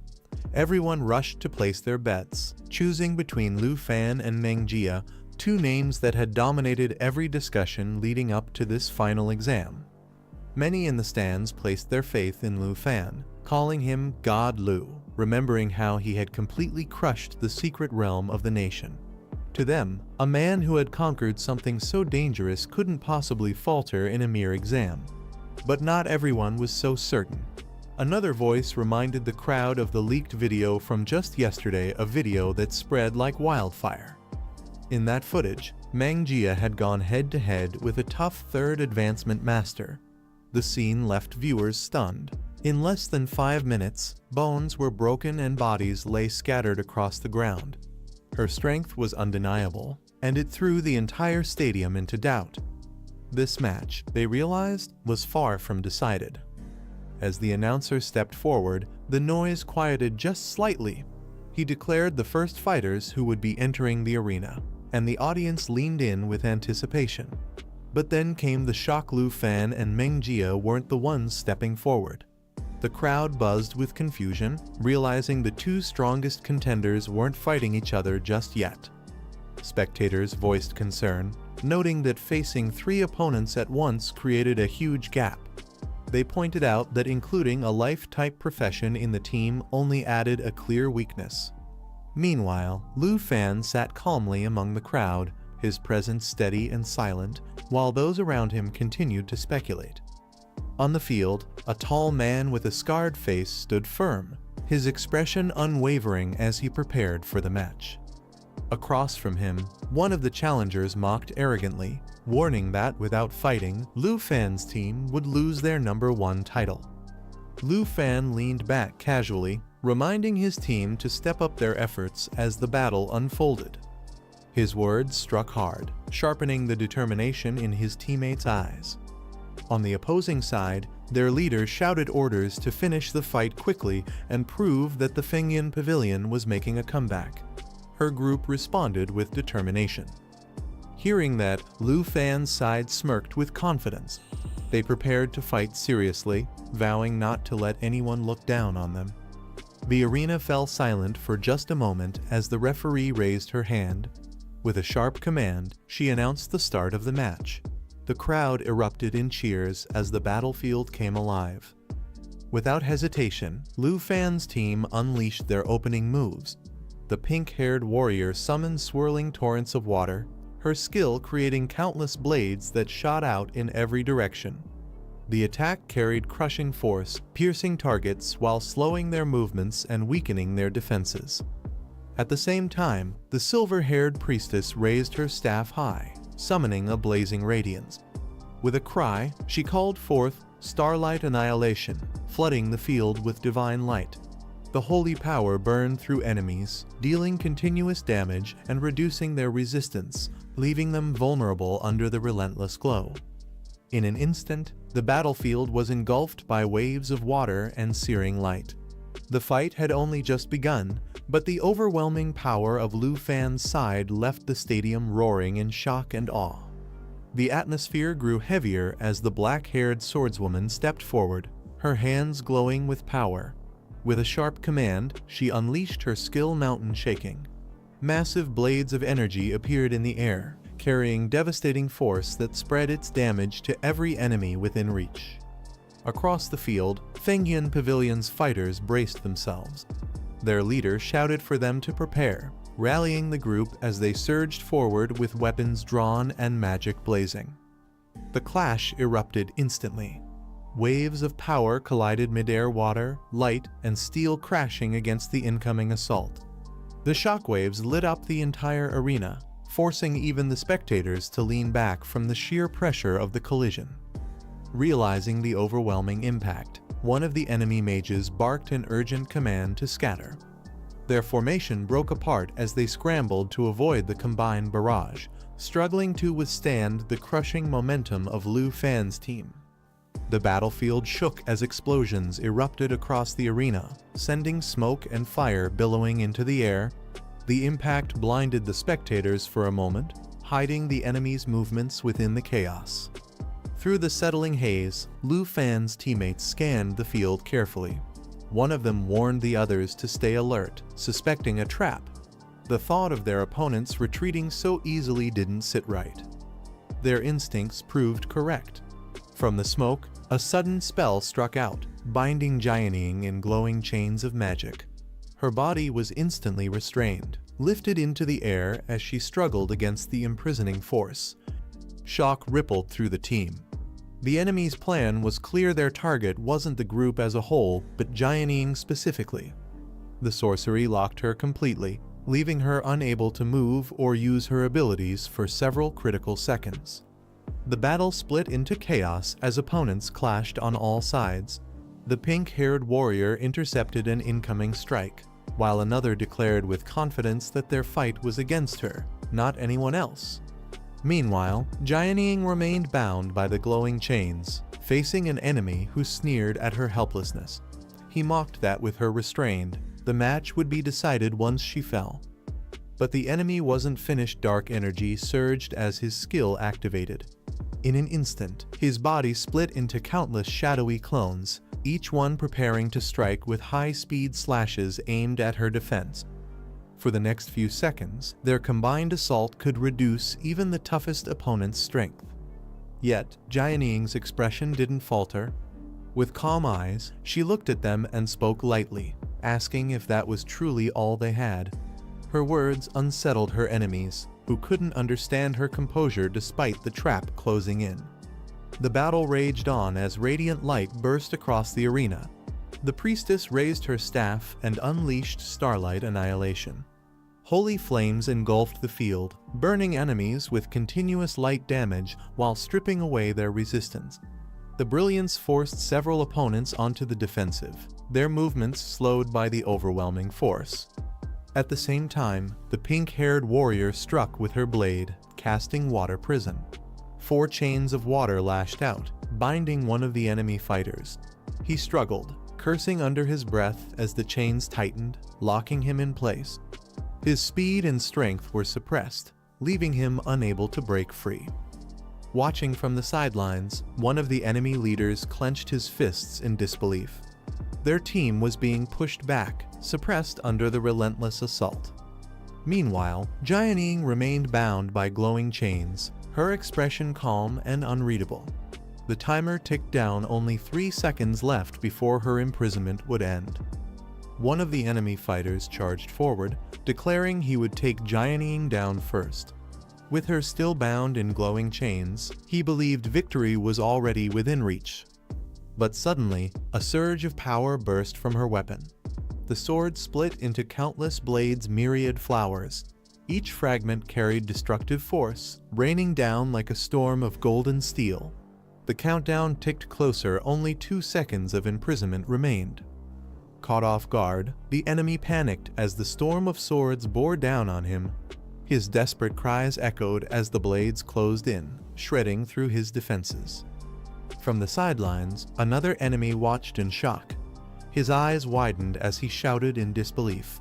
How could Jianing, still trapped under the imprisonment lock, possibly activate such a powerful skill? The countdown ticked away. 1 second left on Jianing's imprisonment. Her opponent lunged, blade flashing as he prepared to finish her off before the chains disappeared. But in the very next instant, the timer hit 0. The lock shattered, and Jianing was freed. Her opponent's strike cut only through the air, his attack thrown off balance as her calm figure stood unshaken. From the stands, Lu Fan observed quietly, his eyes sharp as ever. He explained to the woman beside him that the enemy had miscalculated. Jianing never relied on active skills, she used her weapon's unique effects instead. That was why the imprisonment lock had failed to restrain her power. Unbothered by the chaos of the fight, Lu Fan leaned back on the picnic mat, his tone relaxed. The woman beside him smiled gently, offering him a glass of juice she had prepared with his favorite fruits, a quiet contrast to the roaring stadium around them. From the stands, one of the older warriors scowled, scoffing at the battle below. To him, the fight was nothing but trash, a display unworthy of true warriors. But down on the field, everything shifted. The glowing chains that bound Jianing cracked apart and shattered into fragments of light. Slowly, she rose from the ground, her figure calm yet commanding. With each step forward, the aura around her grew heavier. The chains that had once imprisoned her now floated and dissolved, powerless against her presence. Her long black hair flowed as blades of energy gathered at her sides, their edge humming with lethal intent. Jianing's eyes remained steady, carrying a quiet resolve that struck more fear into her enemies than any roar of rage ever could. One of the enemy fighters surged with dark energy, preparing his next move with blades in hand. He activated Shadow Strike, splitting into multiple phantom clones ready to launch high-speed attacks. The clones surrounded Jianing from all sides, blades aimed to tear through her defenses. But Jianing remained calm, dismissing their efforts with a single cold word, calling it futile. The arena shakes as a burst of icy energy explodes outward, freezing multiple enemies at once. The cold spreads rapidly, locking them in place and reducing their speed. From the stands, a woman calmly observes the scene as the frost engulfs the battleground, trapping the fighter who struggles inside the thick layer of ice. The system reveals the weapon, Frigid Winter Sword, an excellent quality blade with a special effect that inflicts ice elemental damage and lowers the target's movement speed by 30%. At the center, the armored girl channels immense power through her sword. Ice spears surge in every direction before she unleashes a devastating strike, shattering the ground and overwhelming her opponent with unstoppable force. The crowd erupts in shock, pointing at the arena. They exclaim how strong Jianing's side is, while noting in disbelief that Lu Fan still hasn't made a single move. Another fighter yells in frustration, questioning why Lu Fan remains motionless and hasn't stepped in yet. Amidst the chaos, Lu Fan sits calmly on the ground, his posture relaxed as if completely unfazed by the battle raging around him. A close-up reveals his confident smile, eyes sharp with quiet assurance, showing he has everything under control. A heavily armored man steps forward with a fierce glare, his strength radiating as he prepares to strike. Lu Fan rises with a calm smile, remarking that he can't just sit still any longer. The man roars for others to move aside, forcing his way through with raw power. The system identifies him as Mangjia, level 40, Berserk Bloodwolf Swordsman Roman II, Blood-clad Army 3rd Order. Meanwhile, a woman offers Lu Fan something to eat, but he declines, saying he'll buy groceries with her later. He adds with a faint smile that they'll all share a good meal tonight once the assessment is over. The woman smiles warmly at Lu Fan, reminding him she has always taken care of him. He reassures her with a grin, saying tonight will be a victory feast. The spectators grow excited as Lu Fan finally stands up, wondering if he's about to make his move. Commentators recall how he terrified the crowd the last time he fought against the pavilion. Meanwhile, the armored opponent scoffs at Lu Fan's calmness, calling him arrogant as he charges forward with deadly intent. With a roar, he swings his massive weapon, demanding that the Dragon Tamer come out and face him head-on. Jianing steps forward, revealed as a level 40 sword dancer.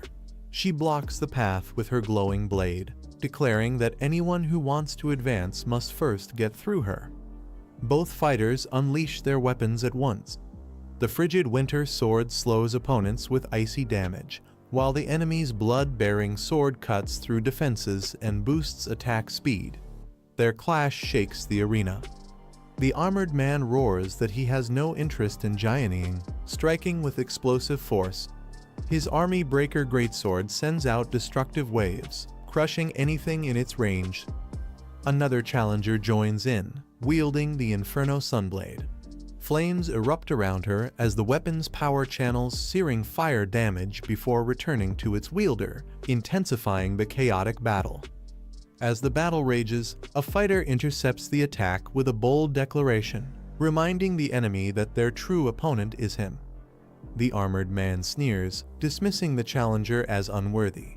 He clashes fiercely, testing the strength of his opponents. Another ally leaps in to assist, but Jianing clicks her tongue in annoyance, calling her target stubborn and troublesome. From the sidelines, a silver-haired girl calmly steps forward. She tells the others there's no need to intervene, stating that since he wishes to fight her, she will personally grant him that battle. Lu Fan steps forward confidently, stating that everyone has performed well enough. He adds that if this had been a real life or death battle, Funyun Pavilion would have been wiped out long ago.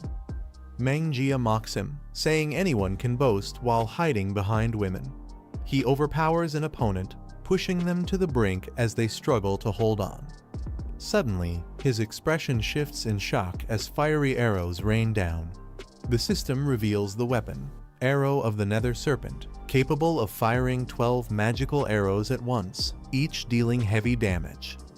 Lu Fan, now wielding the bow, commands his allies Jianing and Taozi to fall back and protect Anti with Qin Qiu, showing he is ready to take control of the battlefield himself. Mangjia smirks and tells Zhang Fengyin's group to fall back as well, warning he won't be responsible for any friendly fire once he gets serious. Spectators murmur in anticipation, wondering if Lu Fan is about to summon a dragon. Others argue that even then, Mangjia might not necessarily lose. Mangjia lifts his weapon high, his body surging with energy. He declares that he is someone who survived the war against the beast tides. With a fierce strike, he launches himself toward Lu Fan, proclaiming himself a true warrior as his attack crashes down. Lu Fan activates his skill, summoning fiery energy as the system identifies it as Dragon Origin Mode, Blaze Dragon Roman 2. The flames surge forward like a dragon's breath, crashing into Mangjia and forcing him back with overwhelming heat. Mangjia grits his teeth, barely holding against the scorching waves of fire as the clash intensifies. Frustrated, he shouts at Lu Fan, demanding why a dragon tamer isn't summoning his dragon pets to fight instead. Lu Fan stands surrounded by blazing flames, asking his opponent if he truly wants to see a dragon. With a calm expression, he adds that before that happens, his enemy will first have to land a real hit on him. Mangjia grits his teeth in frustration, his body straining as his rage builds. He lets out a thunderous roar, his body transforming into a monstrous, red glowing beast form as raw power bursts outward. Mangjia's body twists as he fully unleashes his werewolf form, shocking the crowd. His allies cheer, while Lu Fan watches calmly. The system reveals the transformation, werewolf metamorphosis, granting immense power and regeneration, but leaving the user reckless and vulnerable if not controlled. Mangjia roars that he'll tear Lu Fan to shreds. Lu Fan clashes with him head-on, noting that Mangjia had been hiding his true strength all along. Their strikes shake the arena with violent force. A red dragon spirit hovers above as Lu Fan fires a volley of magical arrows from the Arrow of the Nether Serpent, piercing into Mangjia's transformed body with devastating accuracy. Mangjia, in his full werewolf form, glares fiercely with glowing red eyes. His breath grows heavy, each growl echoing across the arena. The beastly aura around him intensifies, shaking the ground beneath his feet. With a savage snarl, he prepares to launch his next ferocious attack. At the Dragon Capital Academy arena, the boy's body surged with power as he roared that he would tear his opponent apart.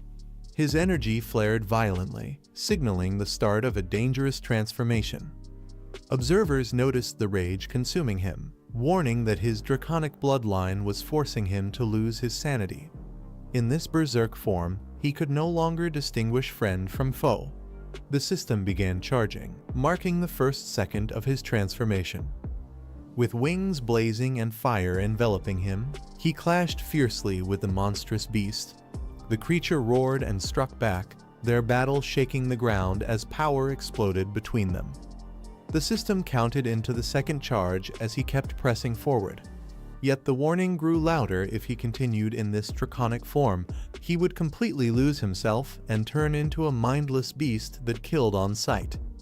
The berserk fighter's attack smashed his opponent to the ground, leaving him bloodied and helpless.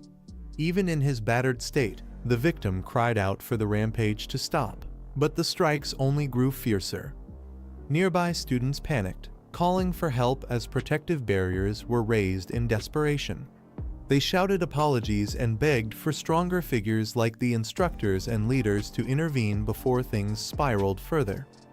The crowd erupted in fear, realizing that the berserk boy had lost all sense of control and was even attacking his own people. Some screamed that they had to escape, while others questioned why the teachers had not stepped in yet, worried that Zhang Fang would be beaten to death. From the stands, a woman urgently pleaded with the vice principal to halt the fight, pointing out that the boy had completely lost control. The vice principal remained tense, noting in shock that despite everything, Lu Fan was still making his move. As the berserk transformation worsened, another fighter stepped forward, declaring that this was the only way to stop him before he fully turned into a beast. The system displayed 3 seconds charged, the tension rising with each moment. With determination, he clashed directly against the rampaging foe, shouting that he would be the one to end this madness. Their blades and powers collided violently, shaking the arena. Unleashing a powerful skill, he activated dragon language replication, leaping thunder. Lightning crackled around him, charging the atmosphere as the ability prepared to strike. Bolts of thunder rained down, chaining from target to target with overwhelming force. The berserk boy screamed in agony as the replicated skill amplified the damage, combining the dragon's might with the user's own strength. The berserk fighter coughed violently, crying out in pain as lightning tore through his body. Desperate, he begged for mercy while the devastating attack continued to surge around him. The replicated thunder skill chained relentlessly, striking one target after another. The power grew stronger with each jump, spreading chaos as more screams filled the arena. Those caught in the attack writhed in agony, unable to resist the overwhelming force. Panic erupted among the crowd as they realized the blast could spread into the audience. People rushed to escape, shouting that both fighters were insane for unleashing such dangerous power. From the stands, the vice principal and others demanded Lu Fan stop immediately, fearing he intended to kill. Amid the crackling destruction, Lu Fan calmly walked forward, lightning still surrounding him. He reassured the vice principal not to be nervous, explaining that he wasn't after their lives, his words carrying a chilling certainty. As the dust settled, Lu Fan calmly stated that while his opponents would survive, they would be spending several days in the hospital. The werewolf transformation was finally undone, the enemy's stamina fully depleted. The crowd erupted in disbelief, stunned that Lu Fan had taken down everyone with a single skill. Some muttered that the wait had been worth it, while the announcers declared the final assessment officially over. The victors were announced: Lu Fan, Jianying, Qin Qiu, Tao Xiaoman, and their external supporter, Han Qi. Excited voices called out, praising Lu Fan's incredible performance, while his companions asked if he was tired and urged him to prepare for the victory feast. As the celebrations began, Lu Fan quietly turned away, his calm demeanor drawing attention once more. Someone watching closely called out softly, surprised, "Little Fan?" Lu Fan revealed a new summon, a dragon girl who appeared with radiant energy. Her sudden presence stunned the audience, drawing gasps and admiration. The crowd erupted in chatter, some amazed at her cuteness and others doubting the bond, saying the colors didn't even match. Many admired her, with some joking about wanting to hug her. while others recalled Lu Fan's past battles and marveled that someone could truly tame such beings. His opponent struggled to rise, staring in disbelief at the dragon girl by Lu Fan's side. Shocked, he demanded to know if this was really his dragon and questioned what Lu Fan was planning to do. Instead of panicking, the man tried to reason with him. He asked if pressing the advantage was necessary, reminding Lu Fan that this was not a battlefield and questioning if there was truly a need to kill him. The dragon girl released the Fountain of Life, a radiant green light that spread across the arena. Its power continuously restored the health of all friendly targets, surrounding the fallen fighters in healing energy. The battered opponent looked up in disbelief as his wounds began to mend. He muttered in surprise, realizing that Lu Fan was actually healing them instead of finishing them off. Relief mixed with shock as the pain started to fade. Standing firm, Lu Fan explained coldly that in the future, they shouldn't waste time playing chess with terrible players. He added that hanging around Funyun Pavilion would only drag them down further. One of the defeated fighters trembled, clenching his fist tightly. Words stuck in his throat as he struggled to respond, his pride shattered by Lu Fan's overwhelming dominance. The defeated fighter roared in frustration, refusing to accept the outcome. He couldn't believe that despite his fierce training and strength, he had been brought down so easily. Crying out, he proclaimed that he was the fastest in the blood-clad army and had even been promoted to the Third Order. Yet all that power meant nothing as he lay beaten in front of a student. His voice cracked with disbelief as he questioned how someone like Lu Fan could defeat him with such ease. The humiliation burned deeper than his injuries. Falling to his knees, he declared the result unfair, calling it too cruel. Lu Fan looked down at him calmly, acknowledging his despair with a quiet response he understood. Lu Fan reflected on how others often dismissed him as just a lucky boy who relied solely on his dragon pets to climb to the top. Yet beneath the whispers, his achievements told a different story. His efforts had been countless, devoting himself to raising every dragon, overcoming trials, and constantly facing impossible challenges. His accomplishments were not any less than those who doubted him. In recognition, he had even earned a golden emblem from the Griffin Legion, proof of his true worth. The revelation shocked his opponents, who couldn't believe someone enrolled for only a year could gain such honor. They accused him of lying, their disbelief echoing across the arena. The announcement stirred the crowd, with whispers speculating about Lu Fan's ties to recent events in the Tixi Nation. The vice principal, however, ended the tension, assuring that no one else would be harmed and instructing Duhan to leave with him. Lu Fan assured his opponents that he wouldn't abuse his power to toy with them. Instead, he advised them to keep training so their strength would one day match the positions they sought.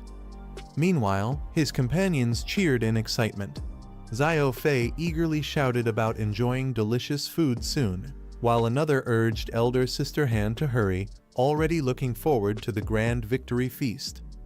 On the other side, the defeated fighters struggled to recover.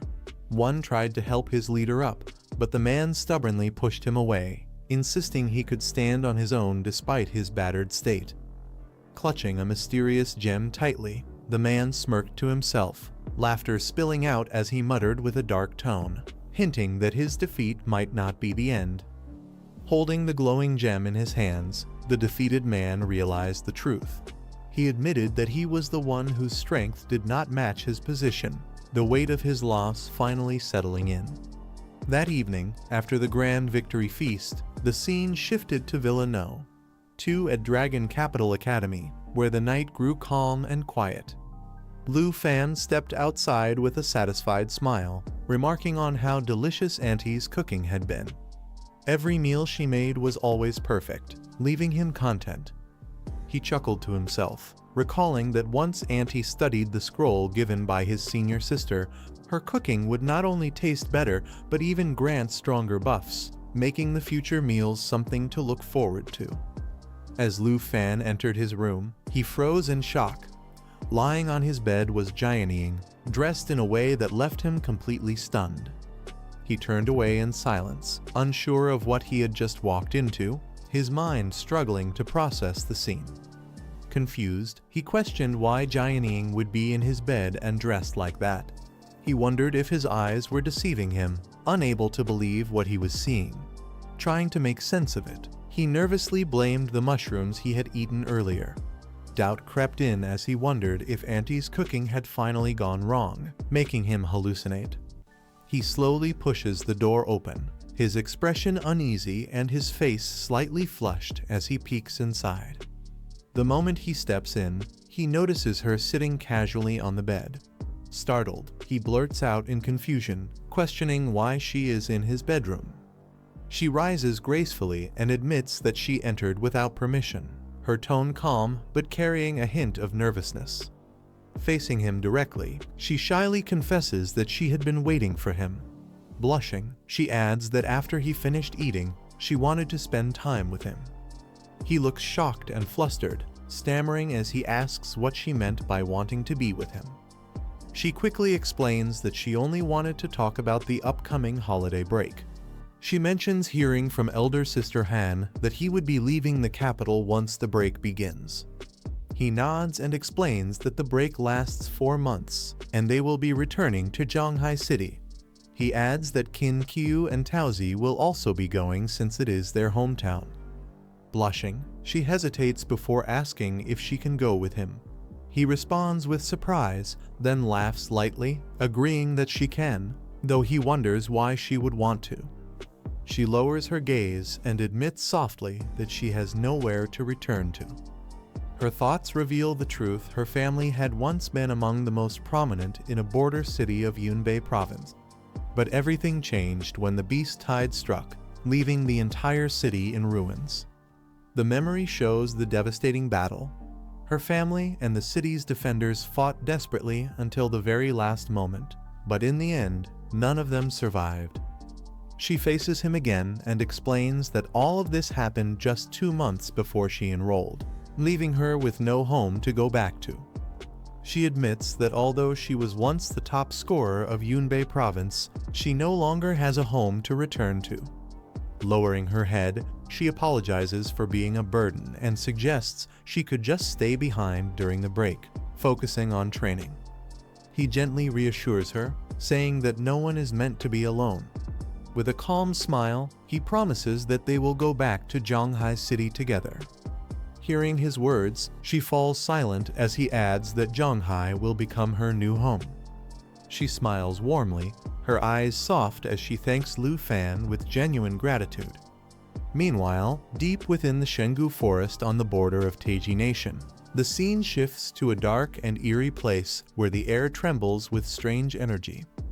A massive crack splits through the ground, releasing ominous purple light as the surroundings shake violently. From within the destruction, a colossal figure begins to emerge, its body radiating overwhelming power as it steps into the world. A massive skeletal hand rises from the darkness, radiating terrifying purple energy as ominous voices echo about awakening power and vengeance. News spreads quickly. An urgent broadcast announces that Taiji Nation has been struck by a large-scale snow tide attack. All flights to the nation are suspended indefinitely. People gather in shock, questioning what could have happened.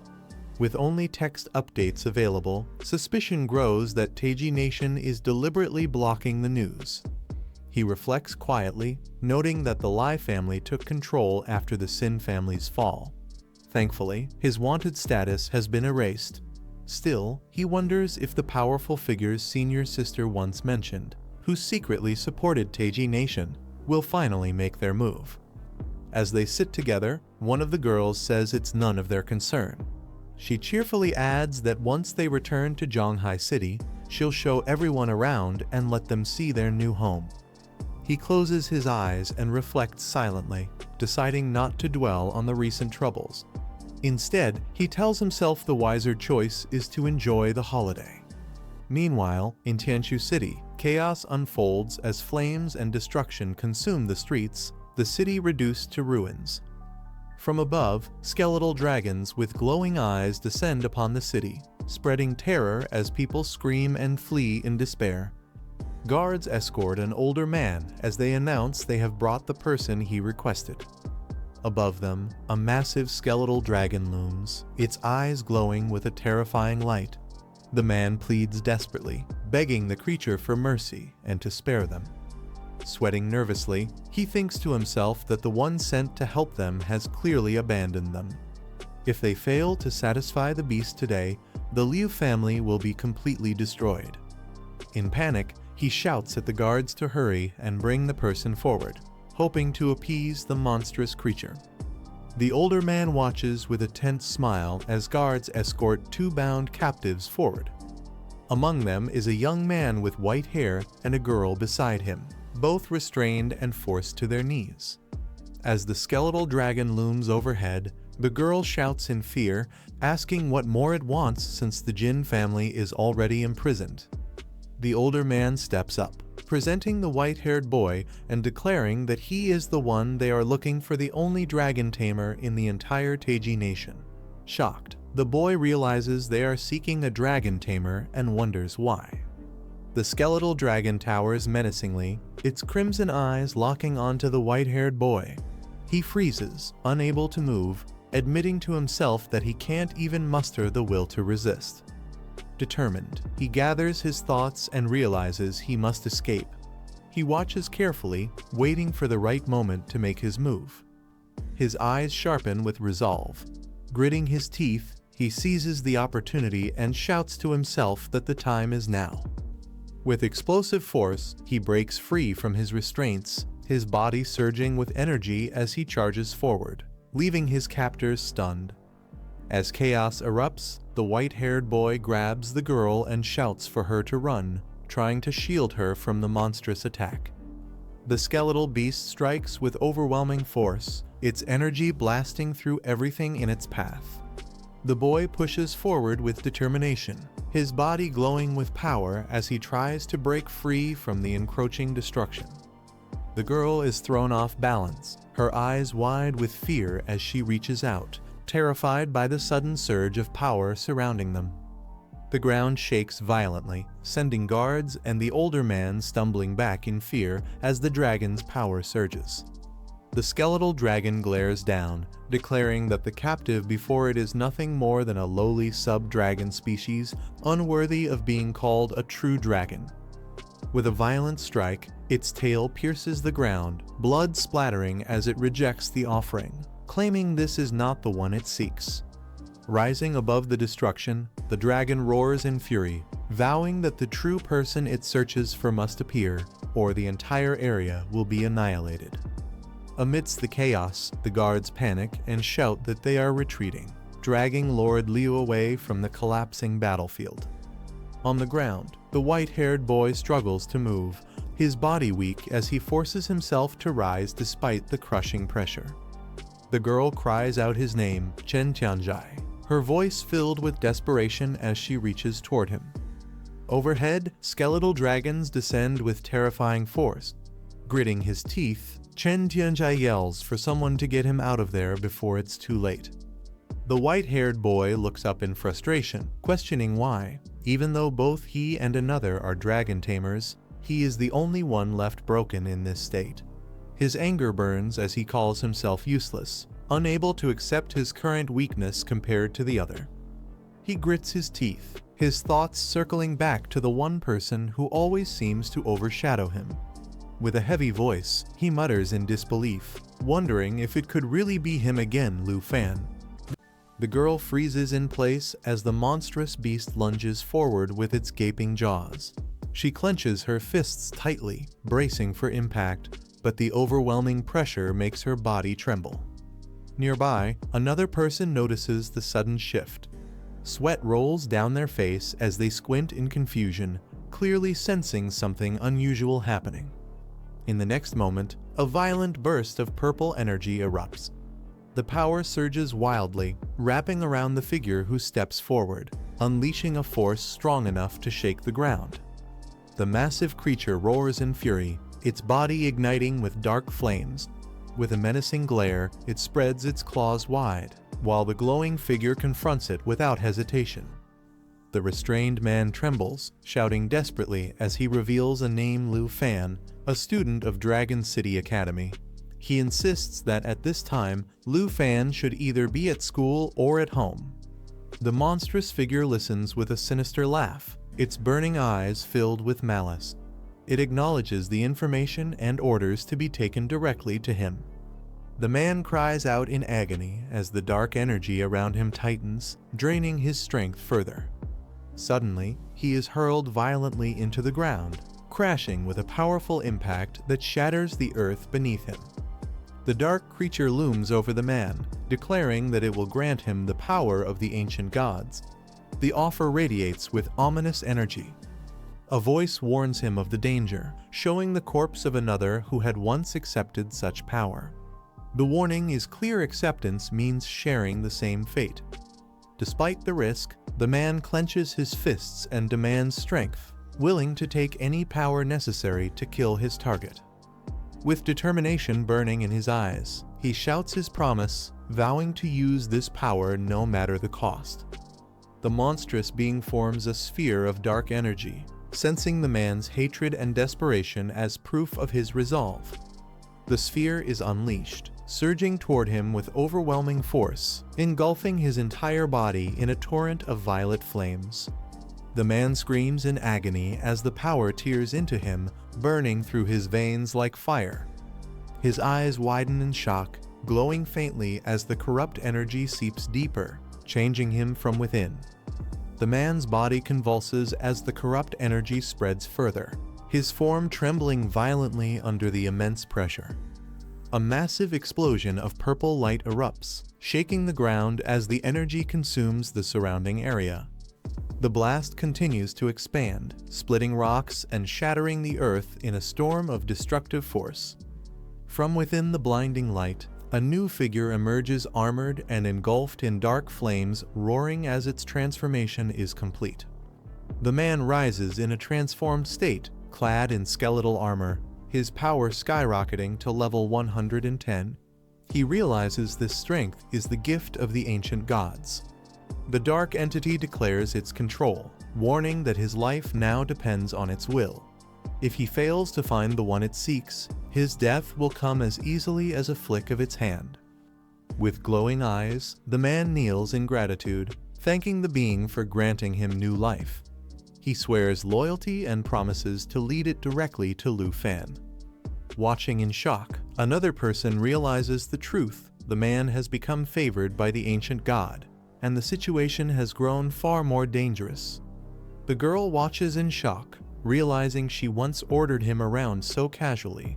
Now, with his terrifying new strength, she fears he will kill her. Dark energy surges around his body as the transformation completes, his voice echoing that from this day forward, everything has changed. Clad in skeletal armor, he declares himself the strongest in the world, vowing that no one will ever dare look down on him again. Another man approaches cautiously, demanding to know what he had said to the ancient god that led to this overwhelming transformation.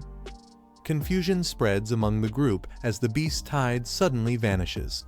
An elder demands an explanation for why it disappeared so abruptly. The man calmly reveals that he promised to help the ancient god achieve its goal.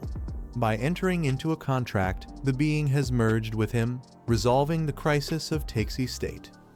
Shocked, the elder presses further, asking if this means he can now wield the power of the ancient god. The man confirms it without hesitation. Alarmed, the elder warns him that the ancient god nearly destroyed Take's kingdom. Since its power now resides in his body, he cannot be allowed to leave and must remain under watch. The young man confronts the elder head-on, questioning if he alone is worthy enough to stand in his way. Blue energy surges around him as he charges forward, declaring that it's time to settle their debt once and for all. The elder shouts angrily, calling him arrogant, but the young man doesn't falter and pushes through the counterattack. With unwavering resolve, he advances fearlessly, demanding to know who dares try and stop him now. A masked man steps forward, introducing himself as a member of the Tan family, claiming responsibility for assisting Lord Lu. His sudden appearance shocks those around him. Whispers spread in disbelief. The Tan family was thought to have vanished 100 years ago, yet it seems they have been hiding in the shadows, still pulling strings from the top. The masked man admits he is merely a mouthpiece for the Tan family. He tempts the young man with an offer to follow them and allow the family to study the power of the ancient gods in exchange for the throne of Taxi Kingdom. The young man scoffs at the proposal. Angered, the masked figure calls him ungrateful, warning that refusal comes with a price, and crimson energy begins to swirl menacingly around him. The masked man lunges with crimson energy, declaring that the power within his opponent will belong to the Tan family. However, his expression twists in shock as he is suddenly struck, blood spraying from his body. The young man counters with overwhelming force, piercing through the attack and lifting the masked figure into the air. Staggering, the masked man gasps in disbelief, unable to comprehend how he was defeated so easily. The elder looks on in disbelief as the masked warrior is struck down instantly, blood spilling from his body. The girl is shocked, realizing that a level 100 warrior was killed with a single blow. The young man glares coldly, mocking the Tan family's so-called strength. He calls them mere ants, unworthy of being labeled powerful. Holding the glowing energy in his palm, he marvels at the sensation, realizing how incredible it feels to truly possess such overwhelming power. Standing over the fallen bodies, the young man declares the Tan family finished, their people all dead. He then turns his fury toward the next target. He reminds the elder of the Jin family's downfall, the imprisonment, and the torment he endured, accusing him of offering others as sacrifices to the ancient gods. Terrified, the elder protests desperately, claiming it was never his doing but the Tan family's orders. He insists he is only a mouthpiece, begging to be spared. Unmoved, the young man summons a colossal skeletal hand of energy, reaching toward the elder as he demands to know what fate should befall him next.